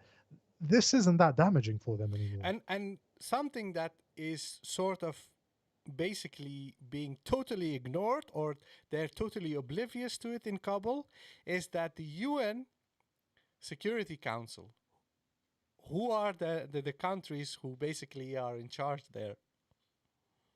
United States, Russia, Exactly. and China. They are the most powerful countries. And all three of them support the withdrawal of American troops from Afghanistan. And all three of them have, to varying extents, good relations or improving relations with Pakistan. Exactly. There are some issues between Americans and the Pakistanis right now. So that's something that is currently an issue between those two countries, but that's not of the nature that will maybe result into any sort of US action against Pakistanis. And on top of that, there's just one thing that needs to be mentioned here as well. No one is mentioning the fact that these US B-52s, some of them are flying over from where, Sangar? Probably from Qatar. From Pakistan. Also from Pakistan. I believe I was reading on Twitter, and a couple of sort of people were pointing that out as well, that we often focus on Pakistan's role in the Afghan conflict from the lens of it supporting the Taliban, but we never focus on the fact that it was essentially a combatant against the Taliban for many, many, many years, and obviously it suffered for that. The Taliban or its affiliates exacted a heavy toll on the Pakistani state for that role that it played. So we're not really talking about that. But in any case, should we start some answering the questions? Because yeah, I have someone just yeah. speaking on the Yeah. someone on the live stream said they're flying from the Middle East over Pakistani airspace. Yeah, potentially they are, but Pakistan isn't just on one side of the conflict. That is the I don't want to. That is the interesting part of the role that is played in the last 20 years. But in any case, I have written down the questions, so I will read out the questions. Okay. damn, that you deleted a lot of comments from, especially the insults that we were getting. Yeah, thank you for that, by the way. Yeah, I received requests in private from some of our viewers, and they said, "For if you're not offended by the insults, remove them for the sake of the audience." So I said, "Okay, that's fine." Fair enough. Okay, so the first question is from Jesus in Islam. Would the Afghan government be have actual chance of surviving if it wasn't as corrupt as it is, like the governments in Eastern Europe? Well, my answer is that firstly, I would need. I'm not really an expert in Eastern Europe, so I don't know the level of corruption that's there. But I would say that the government's eye-watering industrial amount of corruption certainly contributed to the support for the Taliban, or at the very least, apathy or indifference towards the government. I would say that, but I wouldn't.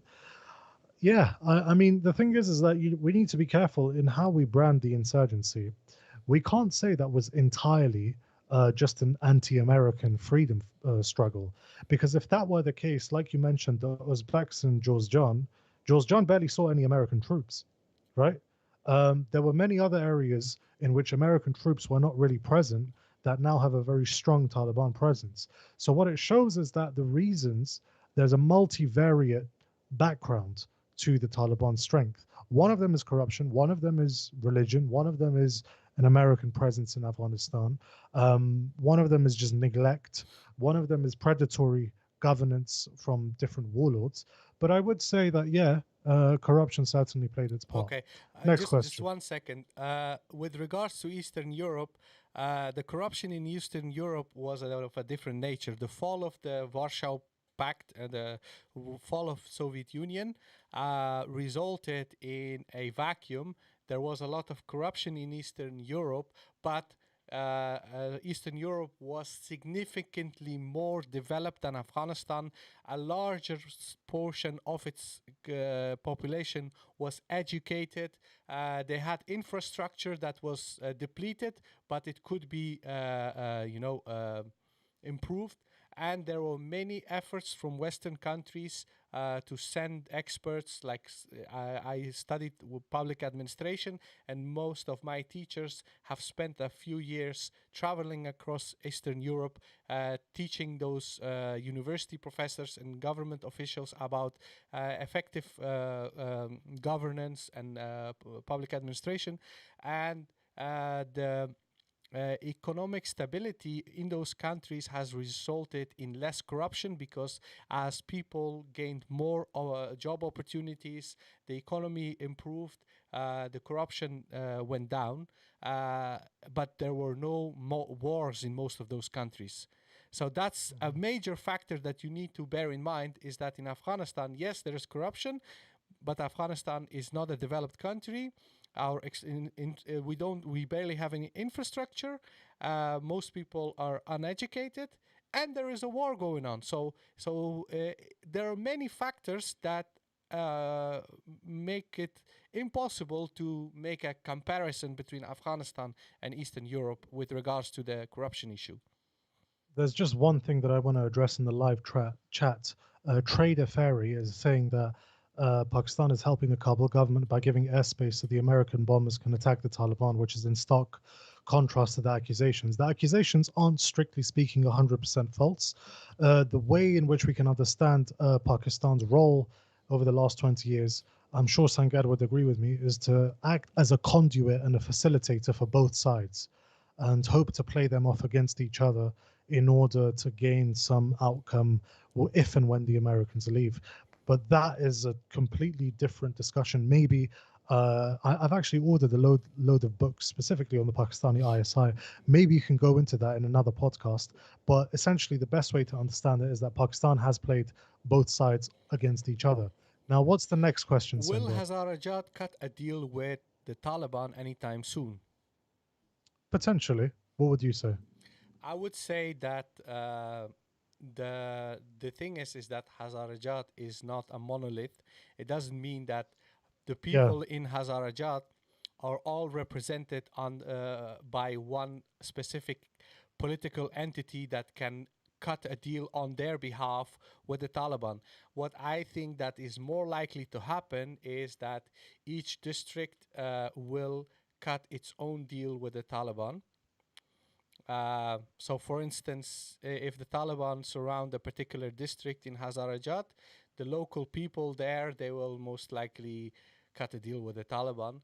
But as a whole, the entire Hazarajat will not negotiate as such with the Taliban because the Hizb Wahdat, which is a predominantly Hazara Shia political party, is often seen as the representation of the Shiite Hazaras in general, but that's not always the case. They don't have that much control and power over those areas. I think that was a really good answer, and you actually did a good job correcting me because, like you said, um, it's not a monolith, different commanders, whatever. Now, honestly, my mistake. I think you did an excellent job there. Mashallah, well done. And I don't even mean that patronizingly. Okay, so next question is No, honestly, it was a yeah, mistake by yeah, me, and you yeah. corrected it. So you know what? It's So all you right. It's deserve all the right. credit. Okay, so the next question is by Jalal Sadat. Do you think if the Taliban take control, they'll adopt urbanization development approach to change negative attitudes and perceptions about them? I think they will, or they'll have the intention to do so. But I don't think that it's entirely contingent on what they want.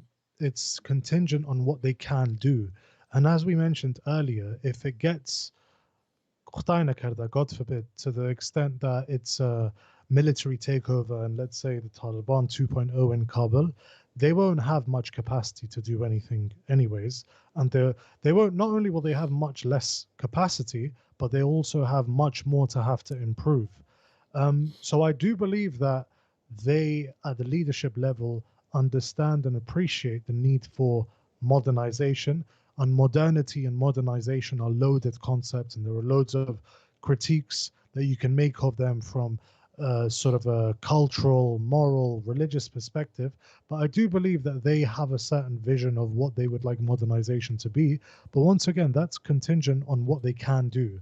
Um, yeah, there's the saying. I think it was like when I was in school, there was like a guy. It'd be like, "You do what you can, I do what I want." And if if you can't do something, you can't do it, irrespective of your intention. And they may even come out and say, "We wanted to do this in the first government that we had, the first emirate." They couldn't do it though. Do you see what I'm saying? So what's less important is if they want to, and what's more important is we need to smoothen the path to a future potential government to come about and be established in as little chaos as possible. Like I mentioned earlier, making the best out of out of a bad situation. All right. The next question is wait. Um, Frankincense Merchant is asking what is the relationship between the TTP and the Afghan Taliban?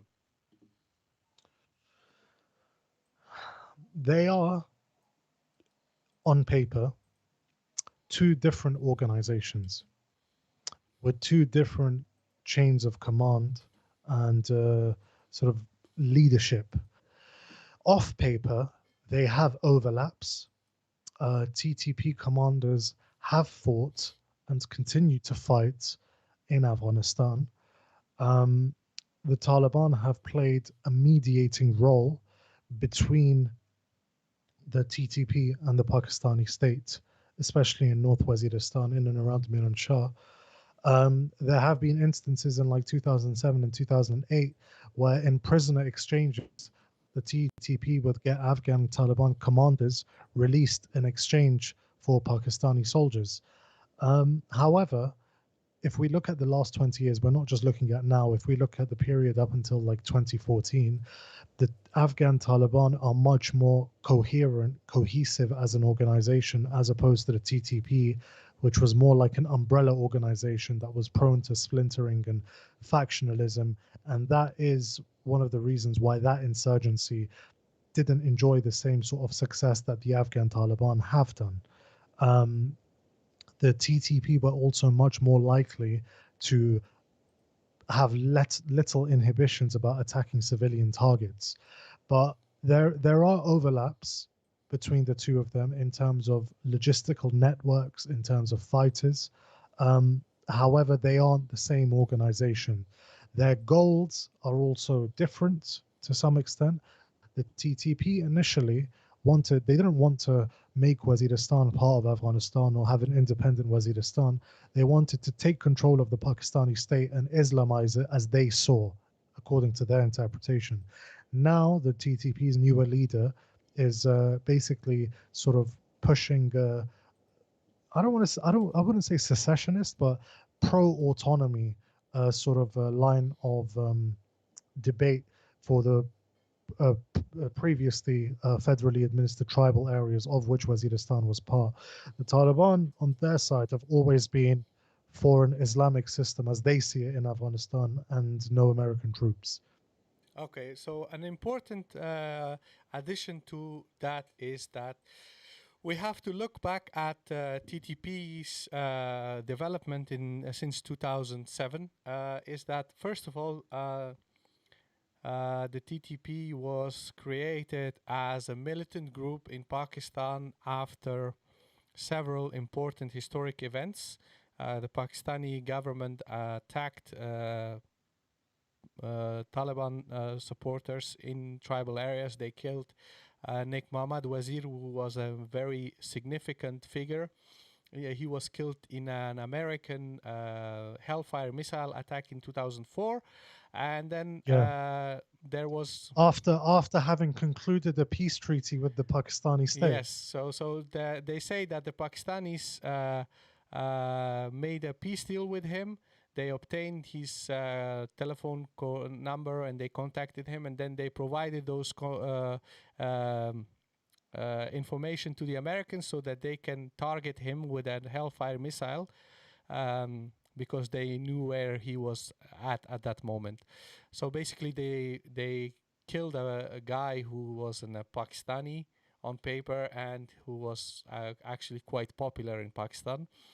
And then very popular. And what happened amongst his own? Yeah, and what happened later is that there was the last Lal Masjid Incident. These conservative groups in Pakistan, they were protesting in Islamabad against prostitution, and some of these female students, they went after these massage parlors in Islamabad where all sort of haram stuff were happening. Extramarital stuff happened. So those people, they were saying, look, this is Pakistan, this is an Islamic country. Why are we having this kind of stuff in Islamabad? So when these guys started becoming really rowdy, Musharraf sent tanks and basically destroyed that institution, which was a sparking moment for the whole TTP movement. Now, over the course of a decade and a half, the TTP was primarily a group based in tribal areas. There were supporters of TTP in Punjab and in Sindh and in Balochistan, etc.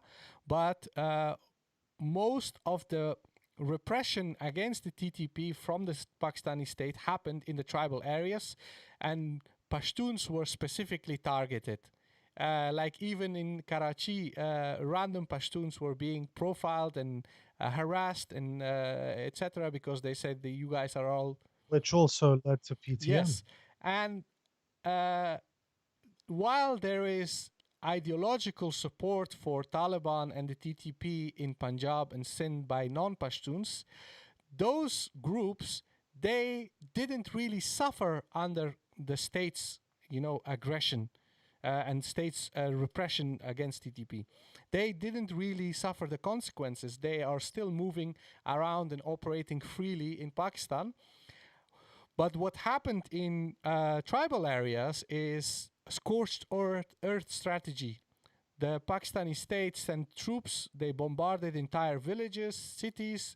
Everything was demolished. Millions of people were forced to be displaced from Waziristan. So obviously, if you see and observe all of that, then you can draw a conclusion that the TTP have come to realization that they as an entity are not part of the rest of Pakistan.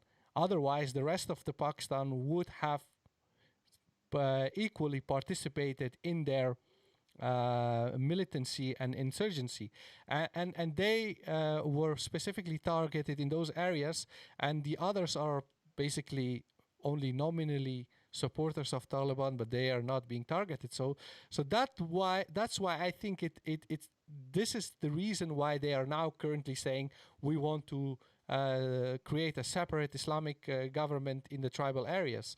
So these matters. And to be fair, that isn't sort of an anachronistic thing. It's not something that doesn't have historical relevance. The tribal areas were given a certain level of autonomy under the British. They sort of inherited that sort of status when Pakistan was formed. At some stage, even I think, Sangar, the Afghan government under like Zahir Shah and Dawood Khan used to give scholarships to students from the tribal areas, and they used to come and study in Kabul and in Afghan institutions. So they were not seen as being part of proper Pakistan. Exactly. They were still seen as being very autonomous within Pakistan. There was a political agent. Islamabad would appoint a political agent that would deal with the various tribes of the tribal areas, and they would by and large be left alone. Obviously, the downside of that was that they were economically very underdeveloped, and their economy was very tied to the other side of the Durand line with Afghanistan. And obviously, when Afghanistan's economy deteriorated, so did theirs. And they essentially almost were just as involved in the Soviet jihad and the American war as Afghanistan was, because of the status that they held. And the Pakistani state, you could say, used that to its advantage, because they couldn't act in KPK or Balochistan and Sindh the same way that they could in FATA, in the administered tribal areas, which would basically be something like a laboratory for its Afghanistan foreign policy. And that is obviously something with which the Pakistani state has suffered, and that's why it's tried to incorporate the tribal areas into Khyber Pakhtunkhwa, make it part of mainstream Pakistan. And once again, there's a lot of resistance against that. But yeah, that was a very good question. I think we'll have one more, Sangar. No, we have a lot. I don't think we'll have the time to answer all of them. Okay, so let's see. This was the... Pick the best one, or pick a question from someone whose question we haven't answered. Do you think that the Taliban will be governing Afghanistan better if they come to power, not through elections, but by establishing an emirate and recognized by international community? Rifayat Islam asked this question. All right. Why don't you go ahead and answer, and I'll answer. I would say that I don't think that the Taliban government in any way, if they take over by force, that the international community will recognize their government, which will heavily impede them from doing any sort of meaningful governance. The second question, part of the question, is about elections and democracy. Seriously underdeveloped countries without a functioning government cannot be democratic. Okay? Sorry, what did you say? But the question is, if they don't come, they take over power not through elections, will they be basically able to govern Afghanistan effectively? My answer is that a seriously underdeveloped country without a functioning central government where most of the people are very poor. There is no industry. They're uneducated. A democracy doesn't function in that kind of society. Okay, for a I agree. democracy, you need infrastructure. You need a functioning government. You need rule of law. You need to have all the people in your country being totally under the umbrella of the state. They need to have a trust in the state, and the government needs to be capable of organizing elections, fair and transparent elections. That is absolutely impossible in Afghanistan because the government doesn't even know exactly how many people live in Afghanistan. There is a district about 20 kilometers away from Kabul, just behind our village. In that district, I have relatives who are basically actually from that village. Some of them haven't seen any government in the last 40 years in that district, and that's just outside Kabul. Now imagine They've probably seen more insurgents exactly, than the yeah. Now government. imagine if you go like hundreds of kilometers away from the capital. So I think that a non-democratic government, a government that is not elected in Afghanistan, could easily govern just as well as this current so-called democratic government. So just by having an election or not having an election doesn't mean that any entity in Afghanistan is more capable or suitable to govern the country. There are other factors that preventing good governments in Afghanistan, as I've mentioned. Okay, so Let me answer. Let me take a turn answering that. So, can you just repeat the question to me, just because I want to make this sure to question, give a good answer? okay. Yeah. Do you think the Actually, you know what? Sorry. You've already given a really good answer to that question, yeah, and I agree with a lot of what you said. Let's pick okay. another question, and then we'll wrap it up. Do you guys answer? Oh no, okay. Why do you think that the Taliban will not take over Kabul? It's not that I don't think they would. I don't think they have the manpower to take over multiple cities at once. That is essentially that. I also think that just like if Qunduz and Lashkargah attract B-52s, then what can we say about Kandahar and Jalalabad and Kabul, Yeah, right? I think like the larger the city is, the more resistance it's going to attract from the government in Kabul. So there are a couple of things here. Why don't I think that Taliban will capture Kabul? First of all, they don't see it in their interest to do so. That's what I would argue, right? I would argue that the Taliban needs negotiations, right? They need it if they want to come into government because Sangar mentioned earlier international community recognition. They don't want to be isolated, etc. Secondly, they need a negotiated settlement to come into government because if they don't have it, once they're in government, domestically, the infrastructure, the government apparatus, the bureaucracy will be absolutely shattered, right? So the question may be asked, okay, well, why are they capturing cities? They're capturing cities because in war and in negotiations, where negotiations fail, you escalate things on the battlefield, right?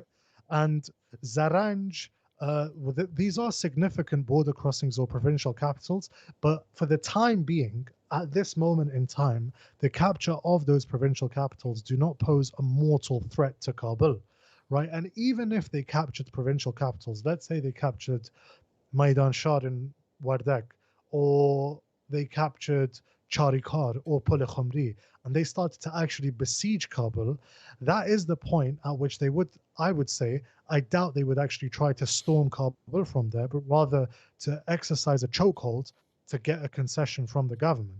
And secondly, capturing cities requires a lot of men, right? You need a lot of soldiers, you need a lot of firepower for that. I don't obviously know how much firepower they have, but I don't think they have the firepower and the manpower to be able to capture all of these cities in Afghanistan within a period of, let's say, 1 to 2 years. yeah. Okay, so a lot of new questions have arrived so far. I don't think we will be able to all answer all the questions because I also have to run. I have another appointment. I'm sorry, guys, but we're going to do this every week. So some of the questions, maybe you can answer them next week. And a lot of the questions are actually similar to the ones Yes. we've answered. I refer to you guys. I refer you guys to read our articles. Like for instance, Habib Ahmad has asked a question: what do you think was the biggest blunder made by the Kabul government starting from the peace talks to now? Well, the answer is an article that is written by Ahmed-Waleed Kakar with the title "Why Kabul's Disintegration is Its Own Doing." If you read that article, everything is covered in that article. So I think that would suffice as an answer.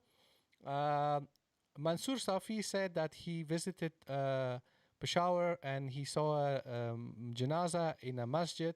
There were hundreds of people there, but then he noticed that they were all speaking Farsi. They were Taliban from Badakhshan. Yes, there are dozens of Badakhshani madrasas and mosques in Peshawar and the neighboring areas. These Badakhshanis have settled in and around Peshawar for in the last 40 years of conflict in Afghanistan. And when they say, yes, the Pakistanis have taken over Badakhshan, what they're basically saying is that those Badakhshanis who have studied in Pakistani madrasas, they are part of the insurgency in Badakhshan. So obviously when some of them are killed, they will hold janazah, so funeral prayers for them in Peshawar. Again, we have explained this before and we will do that again if it's necessary. There are over 3 million Afghan refugees in Pakistan, and these people, they are of different political persuasions. Some of them support the government, some of them support the Taliban. So it's obvious that when you have Taliban fighters fighting in Afghanistan, there are possibly a significant number of them are people who may have been born in refugee camps in Pakistan. This is not a revelation. This is not something new. It's like everyone who is in Afghanistan is supposed to know this, but it is all framed as, oh, the Pakistanis are sending their madrasa students to Afghanistan. So I think we've covered all the important questions. There are some questions that are repeated, other questions have been answered over the course of the live stream. Last question that I'm going to cover is by Talha Ahmed. Oh, wait, just 1 second. Talha Ahmed has asked a question on Twitter. He said, the Afghan government refused to negotiate over prisoners' release. The Taliban are now militarily breaking prisons. Was it a bad decision not to negotiate prisons for a temporary ceasefire? Waleed? I would say, yeah, it was a bad decision, but I don't think the Taliban would have given a ceasefire because they didn't need to give a ceasefire. The Taliban got that prisoner exchange in the Doha Agreement. So why would they look? And a lot of people will be like, that's horrible, that's terrible. And welcome to the world that Afghans live in. It's horrible and it's terrible, right? The Taliban wouldn't give a ceasefire when they don't need to. In this war, violence is what moves things. Violence is leverage. Why would they give up the threat of violence to get something that's already been negotiated without having to compromise? Do you see what I'm saying? But yeah, I do. But coming back to the point, I do agree that not releasing the prisoners on time was a bad thing because it embittered the talks. It led to a lot of bad faith. And it showed the Taliban from the beginning that the government in Kabul would resist and be opposed to the peace process that was launched with the Doha Agreement. And if you are the weaker party, right, and we know we've basically established that militarily, Kabul is the weaker party, right? If you are the weaker party, you don't want to antagonize the stronger party that's fighting against you. You want to try and get into their good books, right? Because it's gone beyond the stage where you can use violence as leverage against the Taliban. They're not going to be intimidated by that, right? They're not going to be threatened or bullied into another course of action. So, and a lot of people will say, oh, well, that's cowardly, that is beghairat, and we will never surrender and whatever. Yeah, that's fair, but, you know, how is it going now that Kabul has decided to be brave, right? Divorced from all of the ideals of chivalry, bravery, sovereignty, and all of that stuff that have been thoroughly degraded in the last 40 years, we've just got more war now and more poor young men dying. And yeah, that's essentially the note that I'll end it on. Trader Fairy said, encourage more people to like the live videos as it promotes it to others on YouTube. Yes, please do like the video. I'm pleased to have Trader Fairy with us. I don't think they've joined us on previous podcasts. But yeah, guys, please comment, like, share, subscribe. We're aiming to do this weekly. We didn't do it last week because we were busy, because we're freelancers. We're not paid to do this. We're not employed by anyone. The AFGHANEYE is entirely independently operated as a media platform. We're not accountable to dodgy organizations who fund us. We're only accountable to you guys, our viewers who share our content, and to our generous patrons on Patreon, or the people that donate to us directly on PayPal. And so we wouldn't be able to get to the level where we are today, where we have live streams where we can show you different clips, translate them for you, the equipment that you see. We wouldn't have been able to do that without your support. So please continue to support us in order to help us, help you and others understand Afghanistan better, to provide a critical perspective that isn't beholden to the propaganda or the sensibilities or the taboos of the last 20 years. And, really encourage the two sides in Afghanistan that are holding the whole country hostage to come together, make peace, so we can avert this tragedy. On that note, from myself and from Sangar Paykhar, and from the AFGHANEYE, to everyone that's watching, Assalamu alaikum wa Wa rahmatullah. alaikum assalam wa rahmatullah.